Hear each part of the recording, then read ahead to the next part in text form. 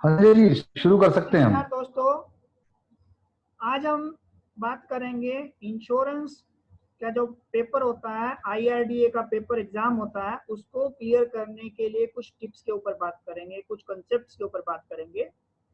तो हम शुरुआत करते हैं सबसे पहले बीमा के बारे में जानने के लिए बात करते हैं। तो बीमा होता क्या है, बीमा क्यों लिया जाता है? तो बीमा जो लेने का जो प्राथमिक उद्देश्य होता है, क्यों लिया जाता है? बीमा लेने का जो प्राथमिक उद्देश्य है वो आय की सुरक्षा के लिए, या मेरी जो इनकम है, जो मैं अर्न कर रहा हूं, अगर भगवान ना करे मेरे साथ कुछ हो जाता है, मिस हैपनिंग हो जाती है, तो उस केस में मेरी जो परिवार को मेरी जो इनकम है वो उसको प्रोटेक्शन देता है बीमा। या दूसरे शब्दों में हम कह सकते हैं, बीमा लेने का जो उद्देश्य है वो मेरे परिवार की फाइनेंशियल प्लानिंग करना है, या मेरे परिवार की जो असमय मेरे अनहोनी होने पर, मतलब मेरी अनहोनी होने पर मेरे परिवार को वित्तीय सुरक्षा प्रदान करता है। बीमा दो टाइप का होता है। पहला होता है जिसको बोलेंगे जीवन बीमा या लाइफ इंश्योरेंस। दूसरा होता है नॉन लाइफ इंश्योरेंस, जिसको हिंदी में बोला जाता है गैर जीवन बीमा या सामान्य बीमा। लाइफ इंश्योरेंस के अंदर ह्यूमन डेथ से होने वाले नुकसान की भरपाई की जाती है। ह्यूमन डेथ के अलावा जितने भी हानियां हैं या जितने भी बीमा होते हैं वो गैर जीवन बीमा के अंतर्गत कवर किए जाते हैं। चाहे वो हेल्थ इंश्योरेंस है, चाहे वो गाड़ियों का बीमा है यानी कि मोटर इंश्योरेंस है, चाहे वो एग्रीकल्चर इंश्योरेंस है, या किसी भी प्रकार का बीमा ह्यूमन डेथ के अलावा वो गैर जीवन बीमा के अंतर्गत कवर किया जाता है। अगर हम बात करें बीमा जब हम कराते हैं, तो बीमा क्या होता है? एक कॉन्ट्रैक्ट होता है। बीमा एक कॉन्ट्रैक्ट है कस्टमर और कंपनी के बीच। अगर सही से शब्दावली का यूज किया जाए तो बीमा एक कॉन्ट्रैक्ट है, अनुबंध है बीमा धारक व बीमाकर्ता के बीच। बीमा धारक बोले तो कस्टमर, बीमा धारक बोले तो बीमा कंपनी। तो बीमाकर्ता व बीमा धारक के बीच एक कॉन्ट्रैक्ट होता है, अनुबंध होता है, संविदा होता है। लेकिन जो जीवन बीमा होता है वो अलग तरह का कॉन्ट्रैक्ट होता है, और गैर जीवन बीमा होता है वो अलग तरह के कॉन्ट्रैक्ट होते हैं। जीवन बीमा आश्वासन कॉन्ट्रैक्ट या एश्योरेंस कॉन्ट्रैक्ट होता है। एश्योरेंस का मीनिंग क्या कहता है कि एश्योरेंस का मतलब है कि अगर भगवान ना करे जीवन बीमा लेने वाले की या जीवन बीमा धारक की मृत्यु हो जाती है तो पूरी बीमा राशि का भुगतान किया जाता है। लेकिन गैर जीवन बीमा में केवल और केवल हानि की भरपाई की जाती है। इसको एक एग्जांपल से समझते हैं। फॉर एग्जांपल, मेरे पास एक गाड़ी है, मैंने गाड़ी का 5 लाख रुपए का बीमा कराया, और भगवान ना करे किसी कारण से वो उसको कुछ नुकसान हो जाता है, 50,000 रुपए का लॉस हो जाता है, तो उस केस में बीमा कंपनी मेरे को कितना देगी? 5 लाख देगी या 50,000 रुपए देगी? तो गाड़ी का जितना नुकसान हुआ, 50,000 का नुकसान हुआ, केवल उतनी ही भरपाई की जाती है, यानी कि केवल हानि की भरपाई की जाती है। किसमें? गैर जीवन बीमा में, या सामान्य बीमा जिसे कहेंगे। अगर बीमा को समझना है तो बीमा कुछ कंपनी या इंडस्ट्री की तरफ, कंपनी की तरफ से कुछ नहीं होता। बीमा क्या होता है? रिस्क ट्रांसफर मैकेनिज्म होता है। बीमा में हम क्या करते हैं? अपना रिस्क कंपनी को ट्रांसफर कर देते हैं, या हिंदी में कहें तो बीमा क्या है? जोखिम का अंतरण है। दूसरा, बीमा जोखिम के अंतरण के साथ साथ शेयरिंग ऑफ रिस्क यानी कि जोखिम का साझा करना है। लेकिन जोखिम के साझाकरण के ऊपर जो नियम लागू होता है वो ये कहता है कि कुछ लोगों का जोखिम बहुत के द्वारा शेयर किया जाता है या साझा किया जाता है। इसको एक एग्जांपल से समझते हैं। किसी सोसाइटी में 400 घर हैं, ये क्वेश्चन आता भी है, प्रश्न आता भी है क्वेश्चन पेपर में। तो किसी सोसाइटी में 400 घर हैं, एक घर की कीमत 20,000 रुपया है। हर साल किसी कारणवश हर साल 4 घर जल जाते हैं, और टोटल नुकसान जो होता है 20,000 गुना 4 करके तो 80,000 रुपए का नुकसान हुआ। अब इस 80,000 को कौन वहन करेगा, के नुकसान को कौन वहन करेगा? उस घर के मालिक, यानी कि 4 लोगों के ऊपर पड़ेगा। लेकिन अगर इस 80,000 रुपए के नुकसान को 400 घरों में बांट दिया जाए तो पर घर कितना आएगा? तो 80,000 को भाग करेंगे 400 से तो 200 रुपया पर हाउस होल्ड आएगा। तो बीमा भी इसी तरह काम करता है, यानी कि कुछ लोगों का जोखिम बहुत के द्वारा शेयर किया जाता है। अगर हम बीमा की हिस्ट्री की बात करें, इतिहास की बात करें, तो बीमा सदियों से चला आ रहा है किसी ना किसी रूप में। लेकिन आधुनिक व्यावसायिक बीमा की शुरुआत जो हुई वो लॉयड कॉफी हाउस से हुई। लॉयड कॉफी हाउस जो है आधुनिक व्यावसायिक बीमा का स्थल कह लें, जन्म स्थली कह लें। तो बीमा की शुरुआत जो हुई है लॉयड कॉफी हाउस से। उसके बाद पहली जो जीवन बीमा कंपनी थी विश्व की, उसका नाम था amicable society for perpetual insurance, जो 1706 में आई थी। भारत में पहली जीवन बीमा कंपनी ओरिएंटल लाइफ इंश्योरेंस करके आई है, जो कि 1818 में आई है। भारत की सबसे पुरानी जो बीमा कंपनी है, जीवन बीमा कंपनी है, उसका नाम है बॉम्बे म्यूचुअल। बॉम्बे म्यूचुअल जो है 1870 में आई। और भारत में सबसे पुरानी बीमा कंपनी, पहले हमने बात की थी जीवन बीमा कंपनी की, अब हम बात कर रहे हैं बीमा कंपनी की। बीमा कंपनी चाहे वो जीवन बीमा हो चाहे गैर जीवन हो। तो भारत में सबसे पुरानी जीवन बीमा बीमा कंपनी का नाम है नेशनल इंश्योरेंस कंपनी, जो कि आज भी कार्यरत है, एट प्रेजेंट भी काम कर रही है, जनरल इंश्योरेंस क्षेत्र में काम कर रही है। तो भारत की सबसे ओल्डेस्ट जो कंपनी है इंश्योरेंस में, उसका नाम है नेशनल इंश्योरेंस कंपनी। भारत जब आजाद हुआ तो उस समय भारत में अनेकों बीमा कंपनियां काम कर रही थी, कार्यरत थी। भारत सरकार ने सन 1956 के अंदर सभी बीमा कंपनियों को एक कर दिया है, यानी कि दूसरे शब्दों में कहें, भारत में जीवन बीमा का राष्ट्रीयकरण कर दिया गया। तो भारत में जीवन बीमा का राष्ट्रीयकरण 1956 में हुआ और जिसके परिणाम स्वरूप LIC बना। LIC यानी तो बोले तो भारतीय जीवन बीमा निगम, या दूसरे शब्दों में कहें भारतीय जीवन बीमा निगम की स्थापना कब हुई? 1956 में हुई। इसके कुछ समय के बाद जैसे कि जीवन बीमा का राष्ट्रीयकरण हुआ, गैर जीवन बीमा का भी राष्ट्रीयकरण कर दिया गया। वो 1972 में हुआ। जो गैर जीवन बीमा का राष्ट्रीयकरण हुआ, बेसिकली एक गिबना एक्ट पास हुआ था तब 1972 में। अब प्रश्न आता है गिबना का पूरा नाम क्या है? तो गिबना का पूरा नाम है G for general, I for insurance, B for business, N for nationalisation, A for act. तो general insurance business nationalisation act जो कि 1972 में पारित हुआ। अब आगे बात करते हैं भारत में मौद्रिक प्रणाली का या फाइनेंशियल सिस्टम का रेगुलेटर कौन है?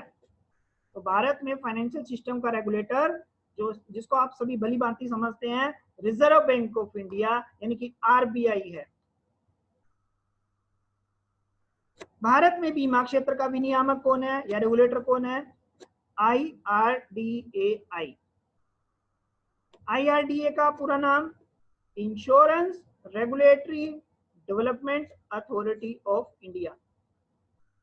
हिंदी में इसको शॉर्ट में IRDA बोलते हैं और हिंदी में बीमा विनियामक एवं विकास प्राधिकरण का नाम दिया गया है। फिर आता है भारत में आर्थिक क्षेत्र के विनियामक कौन है? तो भारत में आर्थिक क्षेत्र के विनियामकों में RBI, reserve bank of India, IRDAI, बीमा विनियामक एवं विकास प्राधिकरण और SEBI, security exchange and board of India, security and exchange board of India, SEBI, जो शेयर बाजार को नियंत्रण करता है, रेगुलेट करता है। आगे बढ़े तो बात करते हैं IRDA कब बना या कब इसका एक्ट पास हुआ। बेसिकली भारत में IRDA एक्ट जो है पार्लियामेंट के द्वारा पारित किया गया, पास किया गया 1999 में, 1999 में। लेकिन जो ये इसकी स्थापना हुई, जब ये बना तो वो 2000 में बना। अगर फर्दर अगर बात करें भारत में इस समय कितनी टोटल इंश्योरेंस कंपनियां कार्यरत है, काम कर रही हैं, तो भारत में इस समय 24 जीवन बीमा कंपनियां कार्यरत है, काम कर रही है। नेक्स्ट टॉपिक बात करते हैं HLV। HLV का पूरा नाम क्या है? Human life value. HLV बोले तो ह्यूमन लाइफ वैल्यू, हिंदी में बोले तो मानव जीवन का मूल्य। HLV होता क्या है? मेरे भविष्य की आय का वर्तमान मूल्य, यानी कि जो मैं भविष्य में कमाने वाला हूं उसकी आज की डेट में क्या वैल्यू बनती है। HLV जो का सिद्धांत जो है जीवन बीमा के लिए बेसिक कंसेप्ट है, मूल धारणा है। अगर जीवन बीमा बेचना है तो मेरे को HLV के ऊपर काम करना ही पड़ेगा, HLV कस्टमर को बताना ही पड़ेगा। अगर मैं HLV के बिना कस्टमर के पास जाता हूँ और बीमा के बारे में बात करता हूँ तो कस्टमर मेरे को इंपॉर्टेंस नहीं देगा। HLV के सिद्धांत का जो प्रतिपादन या सबसे पहले जो यूज किया या इस सिद्धांत को डिवाइस किया सबसे पहले, वो थे प्रोफेसर ह्यूबनर। बहुत इंपॉर्टेंट क्वेश्चन है। प्रोफेसर ह्यूबनर ने HLV के सिद्धांत का सबसे पहले प्रतिपादन किया। HLV का सिद्धांत क्या कहता है कि मेरे को कितना बीमा राशि मेरे जीवन में होनी चाहिए, तो मैं जितनी सालाना इनकम है, ईयरली इनकम है, उसका 10 से 12 गुना बीमा होना आवश्यक है। अब सपोज कीजिए, अनुमान लगाइए कि मेरी जो इनकम है 5 लाख रुपया है, तो मेरा कितना बीमा होना जरूरी है? 10 गुना कितना हुआ 5 का? 50 लाख रुपया, और 12 गुना 60 लाख रुपया। तो HLV के सिद्धांत के अनुसार मेरा जीवन बीमा 50 से 60 लाख होना आवश्यक है। अगर इतना नहीं है तो मेरे को और बीमा लेने का प्रयास करना चाहिए। राइट। अब हम आगे बात करेंगे वित्तीय नियोजन के ऊपर, फाइनेंशियल प्लानिंग के ऊपर। हम लोग सभी फाइनेंशियल प्लानिंग करते हैं। फाइनेंशियल प्लानिंग क्यों करते हैं? फाइनेंशियल प्लानिंग का जो मुख्य उद्देश्य होता है वो परिवार की वित्तीय जरूरतों या वित्तीय आवश्यकताओं की पूर्ति के लिए करते हैं। फाइनेंशियल प्लानिंग की लेकिन शुरुआत कब करनी चाहिए? फाइनेंशियल प्लानिंग यानी कि मेरे को कब अपने बच्चों के भविष्य के लिए, परिवार के भविष्य के लिए फाइनेंशियल वित्तीय नियोजन की शुरुआत करनी चाहिए? तो प्रथम सैलरी चेक से मेरे को फाइनेंशियल प्लानिंग की शुरुआत कर देनी चाहिए। यानी कि मेरे को जिस दिन पहली कमाई हो उसी दिन से मेरे को वित्तीय नियोजन की, फाइनेंशियल प्लानिंग की शुरुआत कर देनी चाहिए। लेकिन फाइनेंशियल प्लानिंग के लिए क्या चाहिए? मेन इंपॉर्टेंट अगर बात करें, इंग्रेडिएंट की बात करें, तो उसके लिए सबसे पहले चाहिए बचत। बचत क्या होती है? बचत मेरी आय यानी कि इनकम में से खर्च घटाने के बाद जो पैसा बचता है वो बचत होती है। लेकिन बचत में वृद्धि कैसे की जाए फिर? क्योंकि फाइनेंशियल प्लानिंग करनी है तो बचत बढ़ानी पड़ेगी ना।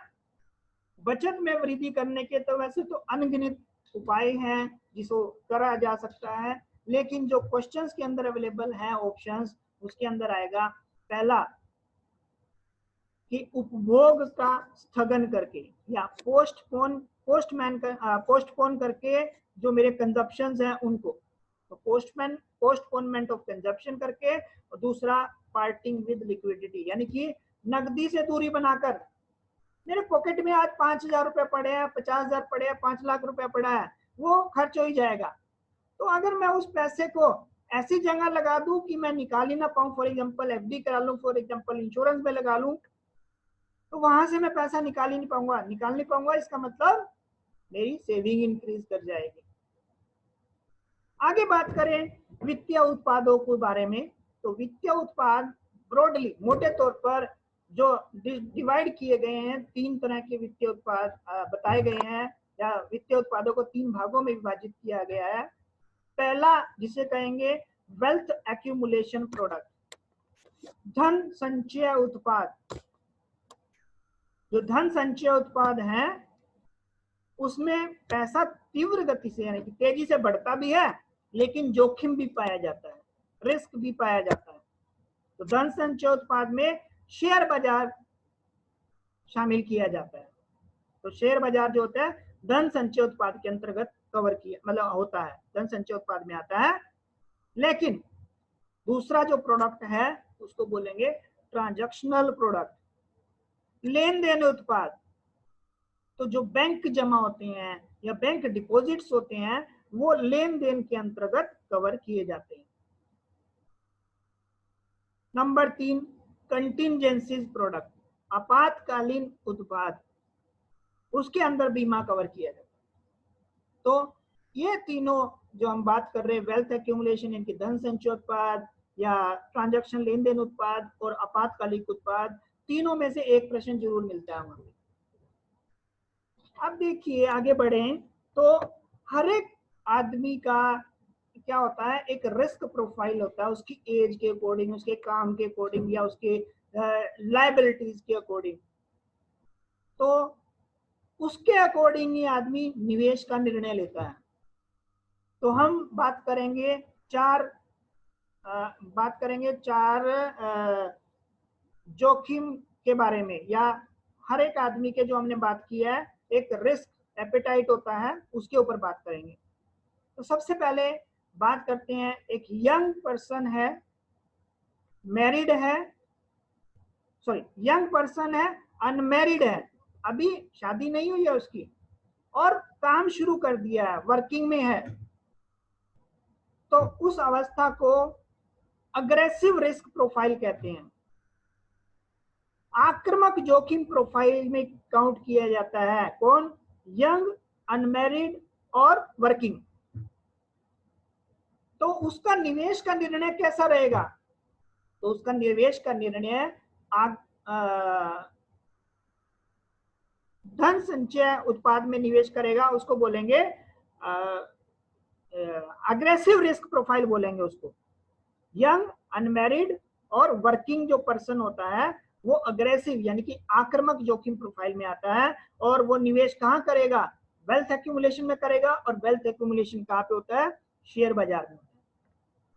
लेकिन जब वो शादीशुदा तो शादी हो जाएगी और बच्चे हो जाएंगे, तो ऑटोमेटिकली उसका अग्रेसिव रिस्क प्रोफाइल प्रोग्रेसिव में कन्वर्ट हो जाएगा। प्रोग्रेसिव मतलब विकासात्मक में। अब वो धन संचय नहीं करेगा, मतलब उसके अंदर थोड़ा कम बिलीव करेगा, वहां से थोड़ा सा कम निवेश करेगा, वहां पर वो थोड़ा सा धन संग्रह की तरफ यानी कि कंसोलिडेशन की तरफ आ जाएगा, यानी कि उसका कुछ झुकाव बैंक डिपॉजिट्स या गारंटीज की तरफ आ जाएगा जैसे ही शादी हुई। लेकिन जब आदमी पूर्व सेवानिवृत्त यानी कि सेवानिवृत्त से पहले की अवस्था में पहुंच जाता है, यानी कि 50 साल के आसपास पहुंच जाता है, उस समय जो उसका निवेश का निर्णय होता है वो या तो रिटायरमेंट की प्लानिंग करेगा, या फिर उस समय उसके खर्चे बढ़ जाते हैं। खर्चे क्यों बढ़ जाते हैं?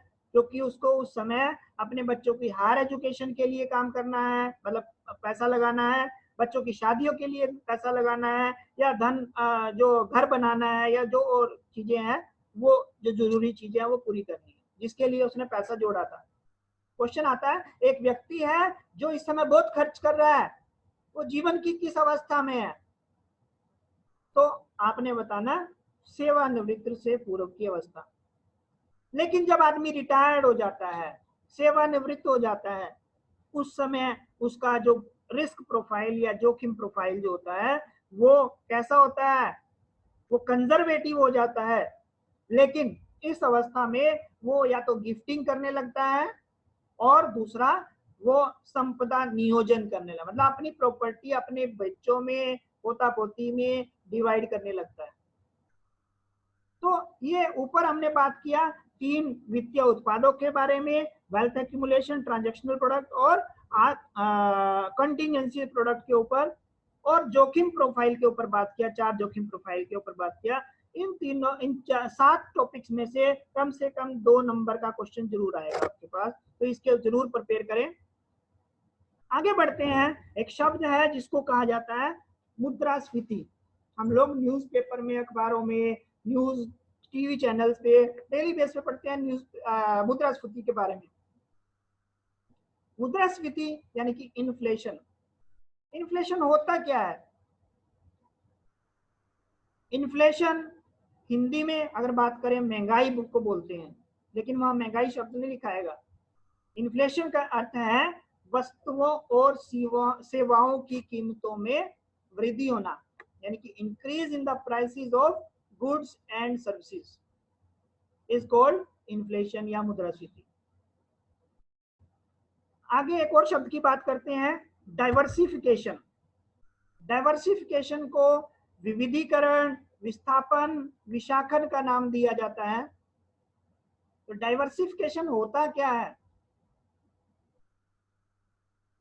जब मैं अपने पैसे को, या मेरे पास जो निधियां हैं, निधि वर्ड आएगा वहां पे, निधि या जो मेरे पास फंड्स हैं, अगर उनको मैं एक जगह निवेश ना करके अलग अलग संपत्तियों में निवेश करता हूं, दैट इज कॉल्ड डाइवर्सिफिकेशन, विविधीकरण, विशाखन, विस्थापन। फॉर एग्जाम्पल मेरे पास 1 लाख रुपए, 10 लाख रुपया है, अगर मैं एक जगह लगा दूं, फॉर एग्जाम्पल शेयर मार्केट में लगा दिया, तो वहां रिस्क हो जाएगा, जोखिम हो जाएगा। अगर मैं जिस शेयर में लगाया पैसा और वो टूट जाता है, तो मेरा पैसा भी, यानी कि मेरी निधियां, मेरा फंड खत्म होने की संभावना हो जाएगी। लेकिन अगर मैं उस पैसे को, कुछ पैसा बैंक में, कुछ इंश्योरेंस में, कुछ गोल्ड में, कुछ अलग अलग जगह लगा दूं, तो उससे क्या होगा? मेरा जो रिस्क है वो बढ़ जाएगा, और रिस्क बढ़ गया तो क्या होगा? मेरे निवेश के जोखिम में कमी आएगी। तो डाइवर्सिफिकेशन से क्या होता है? मेरा इन्वेस्टमेंट का रिस्क जो है वो रिड्यूस हो जाता है, कम हो जाता है। तो ये है डाइवर्सिफिकेशन के बारे में। आगे हम बात करते हैं थोड़ा सा इनकम टैक्स की ऊपर, जो मेरे को इंश्योरेंस में पैसा लगाने से छूट मिलती है इनकम टैक्स में, उसके ऊपर बात करते हैं थोड़ा सा। तो इनकम टैक्स एक्ट 1961 कहता है कि बीमा में या कुछ और अन्य जगह भी पैसा लगाने से मेरे को कुछ टैक्स में छूट मिलती है। वो कहाँ कहाँ और कैसे कैसे मिलती है? तो इनकम टैक्स एक्ट की कुछ धाराएं हैं जिनके तहत मैं छूट ले सकता हूं। हम 3 धाराओं के ऊपर बात करेंगे। सबसे पहली धारा है अंडर सेक्शन या धारा 80C। धारा 80C के तहत मैं 1.5 लाख रुपए तक की छूट ले सकता हूं। और ये छूट जो है, 1.5 लाख की छूट जो है धारा 80C के तहत मेरे को कहाँ कहाँ मिलेगी? मेरे को ये छूट लाइफ इंश्योरेंस यानी कि जीवन बीमा में मिल सकती है। मेरे को ये छूट यूलिप प्रोडक्ट के अंदर, यूलिप हम बाद में डिटेल में पढ़ेंगे, यूनिट लिंक इंश्योरेंस प्लान के तहत मिल सकती है। ये छूट मेरे को नेशनल सेविंग सर्टिफिकेट के तहत मिल सकती है, पब्लिक प्रोविडेंट फंड के तहत मिल सकती है, और 5 साल की अगर मैं एफडी कराता हूं, वहां भी मेरे को धारा 80C के तहत छूट जो है मिल सकती है। उसके बाद दूसरा आता है धारा 80D, सेक्शन 80D। जो भी मैं हेल्थ इंश्योरेंस में इन्वेस्टमेंट करता हूं नियमों के तहत, तो हेल्थ इंश्योरेंस में जो इन्वेस्टमेंट होगा वो धारा 80D के तहत मैं छूट ले सकता हूं। नंबर 3, धारा 1010D, 1010D बोलते हैं इसको। तो बीमा में जो भी मेरे को मैच्योरिटी मिलेगी या जो भी क्लेम मिलेगा, मैच्योरिटी बोले तो खाली मैच्योरिटी क्लेम नहीं है, क्लेम मतलब किसी भी तरह का पैसा जो मिलेगा बीमा के अंदर, वो पूरी तरह से कर मुक्त रहेगा। और वो कर मुक्त क्यों होता है? ये इनकम टैक्स एक्ट 1961 की धारा 1010D के अंतर्गत दिया जाता है छूट। उसके बाद आगे बात करते हैं हम बीमा के उत्पाद के ऊपर, बीमा के जो प्रोडक्ट्स हैं। तो अब प्रश्न उठता है कि बीमा के उत्पाद मूर्त उत्पाद होते हैं या अमूर्त उत्पाद होते हैं? मूर्त किसे कहेंगे? जिनको देखा या छुआ जा सकता है। अमूर्त किसे कहेंगे? जिनको देखा या छुआ नहीं जा सकता। तो बीमा क्योंकि सेवाओं के अंतर्गत कवर किया जाता है, बीमा सेवाओं में आता है, तो बीमा के जो उत्पाद होते हैं वो अमूर्त होते हैं, इंटेंजिबल होते हैं। बीमा के उत्पाद अगर ब्रॉडली देखा जाए मोटे तौर पर तो दो भागों में डिवाइड किए जाते हैं। पहला है ट्रेडिशनल उत्पाद, यानी कि परंपरागत उत्पाद। परंपरागत मतलब जब से बीमा चला है तब से चले आ रहे हैं। एक होता है गैर परंपरागत, यानी कि नॉन ट्रेडिशनल प्रोडक्ट। जो परंपरागत उत्पाद हैं उनका शेयर बाजार से कोई लेना देना नहीं होता। जो भी इंश्योरेंस एक्ट 1938 के प्रोविजंस हैं, इन्वेस्टमेंट के प्रोविजन है, वहां निवेश कर दिया जाता है। लेकिन नॉन ट्रेडिशनल जो प्रोडक्ट्स होते हैं वो शेयर मार्केट लिंक प्रोडक्ट होते हैं। नॉन ट्रेडिशनल प्रोडक्ट को अबंडल प्रोडक्ट भी कहते हैं, अनबंडल प्रोडक्ट भी कहते हैं, लेकिन ट्रेडिशनल प्रोडक्ट को बंडल प्रोडक्ट का भी नाम दिया जाता है। अब ट्रेडिशनल प्रोडक्ट्स की बात करते हैं। सबसे पहले ट्रेडिशनल प्रोडक्ट्स में जो सीरीज ऑफ प्रोडक्ट है, सबसे पहला नाम दिया जाता है टर्म प्लान का। टर्म प्लान को हिंदी में अवधि बीमा या मियादी बीमा या सावधि बीमा का भी नाम दिया जाता है। अब टर्म प्लान क्यों लिया जाए, उसकी कुछ विशेषताएं हैं, उनके ऊपर ध्यान से सुनिएगा। टर्म प्लान जो लेने का प्रमुख उद्देश्य है वो आय की सुरक्षा, यानी कि जो हमने पहली बात की थी, बीमा क्यों लिया जाता है? आय की सुरक्षा के लिए। तो आय की सुरक्षा के लिए जो प्लान होता है, सबसे पहला प्लान है वो है टर्म प्लान। ये बहुत ही सस्ते प्लान है, सबसे सस्ते प्लान है। अगर बात करें इस प्लान के अंदर केवल मृत्यु लाभ मिलता है, केवल डेथ बेनिफिट मिलता है। Only death benefit will be paid in term plan. Maturity benefit नहीं मिलता। अब प्रश्न उठता है, ये प्लान सबसे सस्ता क्यों है, चीपेस्ट क्यों है मार्केट के अंदर, या अपने श्रेणी के सभी प्रोडक्ट के अंदर सबसे सस्ता क्यों है? क्योंकि ये प्रोडक्ट इसलिए सस्ता है क्योंकि जो बीमा कंपनी है या बीमा करता है, इसके अंदर केवल जोखिम प्रीमियम चार्ज करता है। यानी कि जिस आदमी का जितना जोखिम उतना ही प्रीमियम चार्ज किया जा रहा है। इन्वेस्टमेंट पार्ट नहीं होता इसके अंदर। इन्वेस्टमेंट पार्ट को यहाँ पर सेविंग एलिमेंट या बचत तत्व का नाम दिया जाता है। तो टर्म प्लान के अंदर बचत तत्व का या नगद मूल्य का अभाव पाया जाता है। क्योंकि इसमें बचत तत्व का या नगद मूल्य का अभाव पाया जाता है, इसीलिए इस प्लान के अंदर मैच्योरिटी नहीं मिलती। अगर बात करें, एक क्वेश्चन आता है, एक व्यक्ति है जिसको बीमा की आवश्यकता है लेकिन बजट बड़ा कम है उसका, तो उसको कौन सा प्लान देंगे? तो उसको टर्म प्लान या अवधि बीमा ही दिया जा सकता है। टर्म प्लान के अगर वेरिएंट्स की बात करें, अगर प्रकारों की बात करें, टर्म प्लान के और भी 3 प्रकार हैं। ये तो हमने बात किया था, प्योर टर्म प्लान बोल सकते हैं इसको, शुद्ध बीमा, शुद्ध अवधि बीमा कह सकते हैं। उसके अलावा 3 प्रकार के टर्म प्लान और हैं, जिसमें एक होता है बढ़ती बीमा राशि मियादी योजना। जैसा कि नाम बता रहा है, जैसे जैसे समय बीतेगा बीमा राशि बढ़ती चली जाएगी। एक होता है घटती बीमा राशि मियादी योजना, यानी कि जैसे जैसे टाइम बढ़ेगा बीमा कम होता चला जाएगा। तीसरे नंबर पे आता है रिटर्न ऑफ प्रीमियम प्लान, यानी कि प्रीमियम की वापसी योजना। इसमें भी जैसा नाम वैसा काम, कि प्रीमियम की वापसी योजना, अगर डेथ हो गई तो जो सम एश्योर्ड होगा वह मिलेगा। अगर मैच्योरिटी आई तो जो कस्टमर ने पैसा पे किया था कंपनी को, टैक्स काटने के बाद बाकी पैसा वापस दे दिया जाएगा। मतलब टैक्स जो दिया था, टैक्स पार्ट निकल गया गवर्नमेंट के पास, तो बाकी का जो बचा वो शेष जो है वापस दे दिया जाएगा विदाउट बोनस। तो प्रीमियम की वापसी योजना कहता है कि डेथ हो गई तो सम एश्योर्ड मिलेगा, लेकिन अगर कुछ नहीं हुआ यानी कि मैच्योरिटी आ गई, जो कस्टमर ने पैसा दिया था वो वापस ही कस्टमर के पास दे दिया जाएगा मैच्योरिटी के तौर पर। फिर आता है एंडोमेंट प्लान। एंडोमेंट बोले तो बंदोबस्ती योजना। एंडोमेंट प्लान दोनों चीजें कवर करता है, यानी कि एंडोमेंट प्लान के अंदर मृत्यु लाभ भी रहेगा और मैच्योरिटी बेनिफिट भी रहेगा। मैच्योरिटी बोले तो सर्वाइवल बेनिफिट भी रहेगा। तो एंडोमेंट प्लान के अंदर मृत्यु लाभ भी मिलेगा और मैच्योरिटी लाभ भी मिलेगा, लेकिन मिलेगा लेकिन बोनस के साथ। अगला जो प्लान है उसको बोलेंगे money back plan. Money back को हिंदी में धन वापसी योजना कहा जाता है। ये एंडोमेंट प्लान की तरह ही काम करता है वैसे तो। क्यों?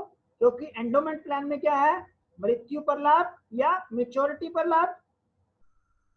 ऐसे ही मनी बैक में भी मृत्यु पर भी लाभ है और मैच्योरिटी पर भी लाभ है, लेकिन एक अतिरिक्त लाभ मिलता है मनी बैक प्लान के अंदर धन वापसी योजना में। वो क्या है, उसको बोलेंगे आवधिक लाभ, पीरियोडिकल बेनिफिट। ये पीरियोडिकल बेनिफिट क्या है, इसका कहते हैं समय के निश्चित अंतराल के बाद लाभ। मनी बैक प्लान के अंदर हर 4 या 5 साल जो भी नियम शर्तें हैं उसके अकॉर्डिंग कस्टमर को हर 4 या 5 साल के बाद बीच बीच में कुछ पैसा वापिस आता रहता है, इसीलिए इस प्लान को मनी बैक प्लान का नाम दिया जाता है। लेकिन एंडोमेंट की तरह भी अगर मृत्यु हो गई तब भी पैसा है और मैच्योरिटी आ गई तब भी पैसा है। तो एंडोमेंट का ही पार्ट है धन वापसी योजना, लेकिन एडिशनल क्या है, आवधिक लाभ मिलते हैं, पीरियोडिकल बेनिफिट मिलता है। फिर आता है संपूर्ण जीवन बीमा योजना। अगला प्लान संपूर्ण जीवन बीमा योजना, whole life plan. Whole life जो प्लान होता है वो मनुष्य की उम्र यानी कि जो कस्टमर की एज है जब तक वो 100 ईयर नहीं हो जाते, 100 साल का नहीं हो जाता, तब तक उसका रिस्क कवर रहता है। तो ये जो प्लान की अवधि होती है वो मनुष्य मतलब कस्टमर की एज के 100 साल जब तक नहीं हो जाते या up to 100 year of age तक ये प्लान काम करता है, चलता है।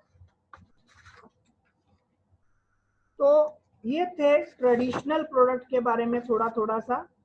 उसके बाद हम थोड़ा सा जानते हैं नॉन ट्रेडिशनल प्रोडक्ट के बारे में। नॉन ट्रेडिशनल प्रोडक्ट यानी कि शेयर बाजार से लिंक्ड जो प्रोडक्ट हैं उनके बारे में जानते हैं थोड़ा सा। ये जो प्रोडक्ट नॉन ट्रेडिशनल प्रोडक्ट की शुरुआत हुई, ये बेसिकली ट्रेडिशनल प्रोडक्ट के अंदर कुछ कमियां सामने आने लगी थी। सामने क्या आने लगी थी, अब यहाँ 1970 के दशक में, 80 के दशक में शेयर मार्केट बहुत ग्रो कर रही थी, बन चुकी थी। लोग बहुत सारे कंट्रीज में स्टॉक एक्सचेंज स्थापित हो चुकी थी। अब शेयर में लोग पैसा लगा रहे थे, बड़ी तेजी से बढ़ रहा था पैसा, तो लोगों का थोड़ा सा बीमा के प्रति उत्साह कम हुआ। यहाँ पर थोड़ी सी रिटर्न कम होने, मतलब कंपैरेटिव रिटर्न कम मिलता है, आप सभी जानते ही हैं। तो लोगों का सुझाव रहा बीमा कंपनियों की कुछ ऐसे प्रोडक्ट निकाले जाए जो शेयर मार्केट से कनेक्टेड हो या शेयर मार्केट से लिंक्ड हो। तो उसको देखते हुए, उन प्रतिक्रियाओं को देखते हुए नॉन ट्रेडिशनल प्रोडक्ट की शुरुआत की गई। इन प्रोडक्ट को अनबंडल प्रोडक्ट के नाम से जाना गया, यानी कि इन प्रोडक्ट के अंदर ट्रांसपेरेंसी पाई गई कि मेरा पैसा मैं अगर बीमा कंपनी को पैसा दे रहा हूं तो मेरा पैसा के लिए कितने मेरे चार्जेस काट रही है कंपनी, कितने मेरे मृत्यु दर चार्जेस काट रही है, कितना और कहां मेरा पैसा इन्वेस्ट हो रहा है, वो सारी की सारी चीजों में पारदर्शिता पाई जाती है। लेकिन इनको सबसे पहले सर्वव्यापी योजनाओं के नाम से जाना गया, यूनिवर्सल प्लान के नाम से जाना गया। अब प्रश्न आता है यूनिवर्सल प्लान की शुरुआत कहां से हुई? तो यूनिवर्सल प्लान की शुरुआत सबसे पहले यूएसए से हुई, संयुक्त राज्य अमेरिका से हुई।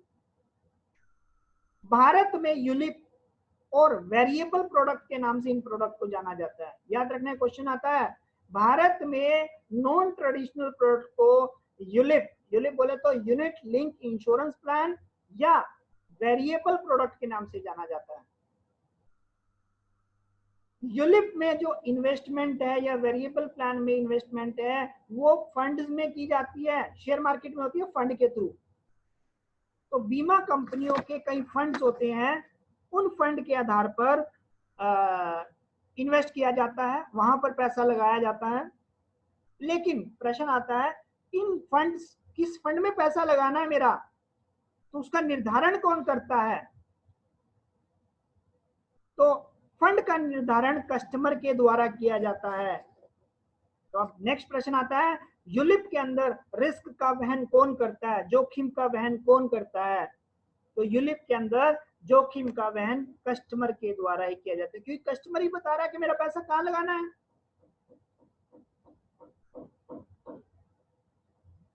अब बात करते हैं फंड्स के बारे में। वैसे तो फंड हर एक कंपनी के बहुत है, हमारे भी बहुत सारे हैं, लेकिन हम 3 फंड्स की बात करते हैं। तो एक होता है इक्विटी फंड। इक्विटी फंड मतलब कि शेयर बाजार में 100% पैसा, जो मेरा पैसा दूंगा मैं, खर्चे काटने के बाद मेरा 100% पैसा जो है वो इक्विटी यानी कि पूरी तरह शेयर बाजार में लगा दिया जाए। तो सबसे अधिक जोखिम कहां पाया जाता है, क्वेश्चन आएगा तो आपने बताना इक्विटी फंड में। उसके बाद दूसरे नंबर पे आते हैं जिसको बोलते हैं डेब्ट फंड। डेट फंड में जो 100% पैसा जो होता है वो गवर्नमेंट की परिसंपत्तियों में लगाया जाता है, सरकारी संपत्तियों में लगाया जाता है। यानी कि यहाँ पे रिस्क कम होता है, ना के बराबर होता है। कम जोखिम वाले जो फंड है वो कौन से होते हैं, वो डेट फंड का नाम दिया जाता है।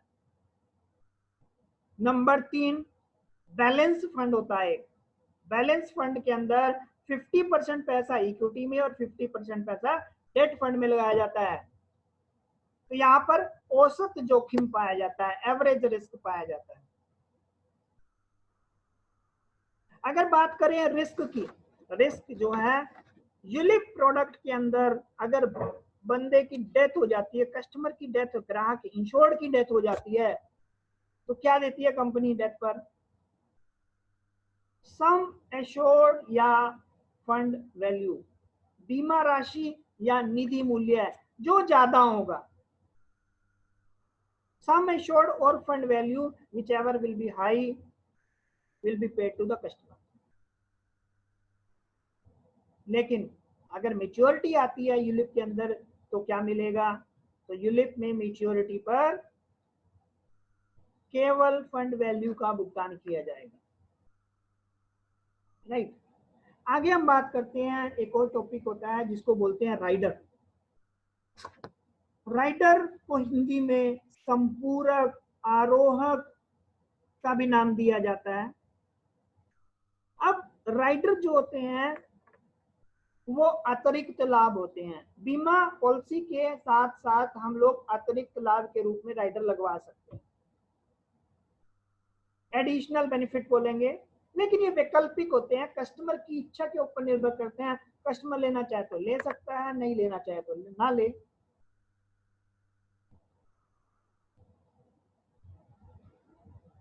ठीक है। जैसे हम फॉर एग्जांपल हम लोग मोबाइल में रिचार्ज कराते हैं, मोबाइल में रिचार्ज कराते हैं। मैंने 100 रुपये का रिचार्ज कराया तो मेरे को क्या मिला, 84-85 रुपये का मेरे को बैलेंस मिल गया। लेकिन उसमें कॉलिंग रेट क्या रहेगा, वही एज यूजुअल 1 रुपया, 1.5 रुपया, 2 रुपया पर मिनट के हिसाब से मेरा कट जाएगा पैसा। लेकिन अगर उसके अंदर एक छोटा सा टॉपअप और करा देता हूँ 20 या 30 रुपए का, जिसमें मेरे को 30 पैसा पर सेकंड या पर मिनट मेरे को पैसा मेरा कटे उसमें से, यानी कि मैंने जो 30 रुपए का जो अलग से टॉपअप डलवाया, अगर इंश्योरेंस की लैंग्वेज में बात करें उसको, तो वो कहलाता है राइडर। एडिशनल बेनिफिट, थोड़ा सा पैसा अधिक दो लेकिन लाभ अधिक ले लो। सेम इंश्योरेंस में भी राइडर काम करता है एडिशनल, अतिरिक्त लाभ के रूप में।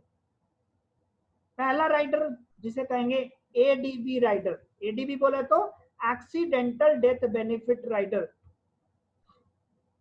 अगर मैं अपनी पॉलिसी के अंदर एक एडीपी राइडर जुड़वा लेता हूं, एक्सीडेंटल डेथ बेनिफिट राइडर जुड़वा लेता हूं, और उतना ही सेम, मान लो मैंने 2 लाख रुपए का बीमा मेरा बेस पॉलिसी के अंदर, 2 लाख रुपए का राइडर जुड़वा दिया, एक्सीडेंटल डेथ बेनिफिट राइडर, तो अगर मेरी मृत्यु नेचुरल होती है तो मेरे को 2 ही लाख रुपए पुरानी पॉलिसी के हिसाब से मिलेगा। लेकिन अगर मृत्यु एक्सीडेंटल डेथ होती है तो उस केस में 4 लाख रुपए मिलेगा। तो एक्सीडेंटल डेथ बेनिफिट राइडर लगवाने पर बीमा राशि डबल हो जाती है। दूसरा राइडर जिसको बोलेंगे critical illness rider, CI short form में सीआई राइडर भी बोलते हैं इसको, गंभीर बीमारी लाभ। गंभीर बीमारी कौन कौन सी? Cancer, heart attack, major organ transplant वगैरह वगैरह कुछ बीमारियां हैं जो जिनका नेचर क्रिटिकल होता है। तो अगर ऐसी कोई बीमारी हो जाती है, राइडर लगवा रखा है मैंने अपनी पॉलिसी के अंदर, तो बीमारी का पता लगने पर, सिर्फ और सिर्फ डायग्नोज होने पर बीमा कंपनी के द्वारा जो राइडर की पूरी बीमा राशि है वो भुगतान कर दी जाएगी। पॉलिसी पुरानी तरह से वैसे ही चलती रहेगी, सिर्फ राइडर बंद हो जाएगा, पॉलिसी एज इट इज रहेगी। एक होता है WOP rider, waiver of premium rider, या इसको बोलेंगे प्रीमियम मुक्त लाभ।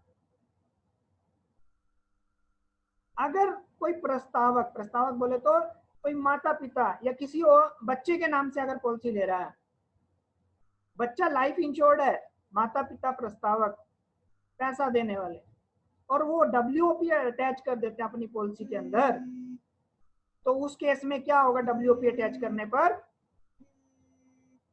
तो अगर माता पिता की यानी कि प्रीमियम पे करने वाले की अगर डेथ हो जाती है तो उस केस में फ्यूचर प्रीमियम जो है, भविष्य के प्रीमियम जो है वो माफ हो जाएंगे, पॉलिसी एज इट इज चलती रहेगी जैसे चल रही थी। लेकिन राइडर के ऊपर दो कहें तो शर्तें लागू होती है। पहली शर्त होती है राइडर का बीमा कितना लिया जा सकता है अधिकतम, दूसरी शर्त होती है राइडर का प्रीमियम अधिकतम कितना हो सकता है।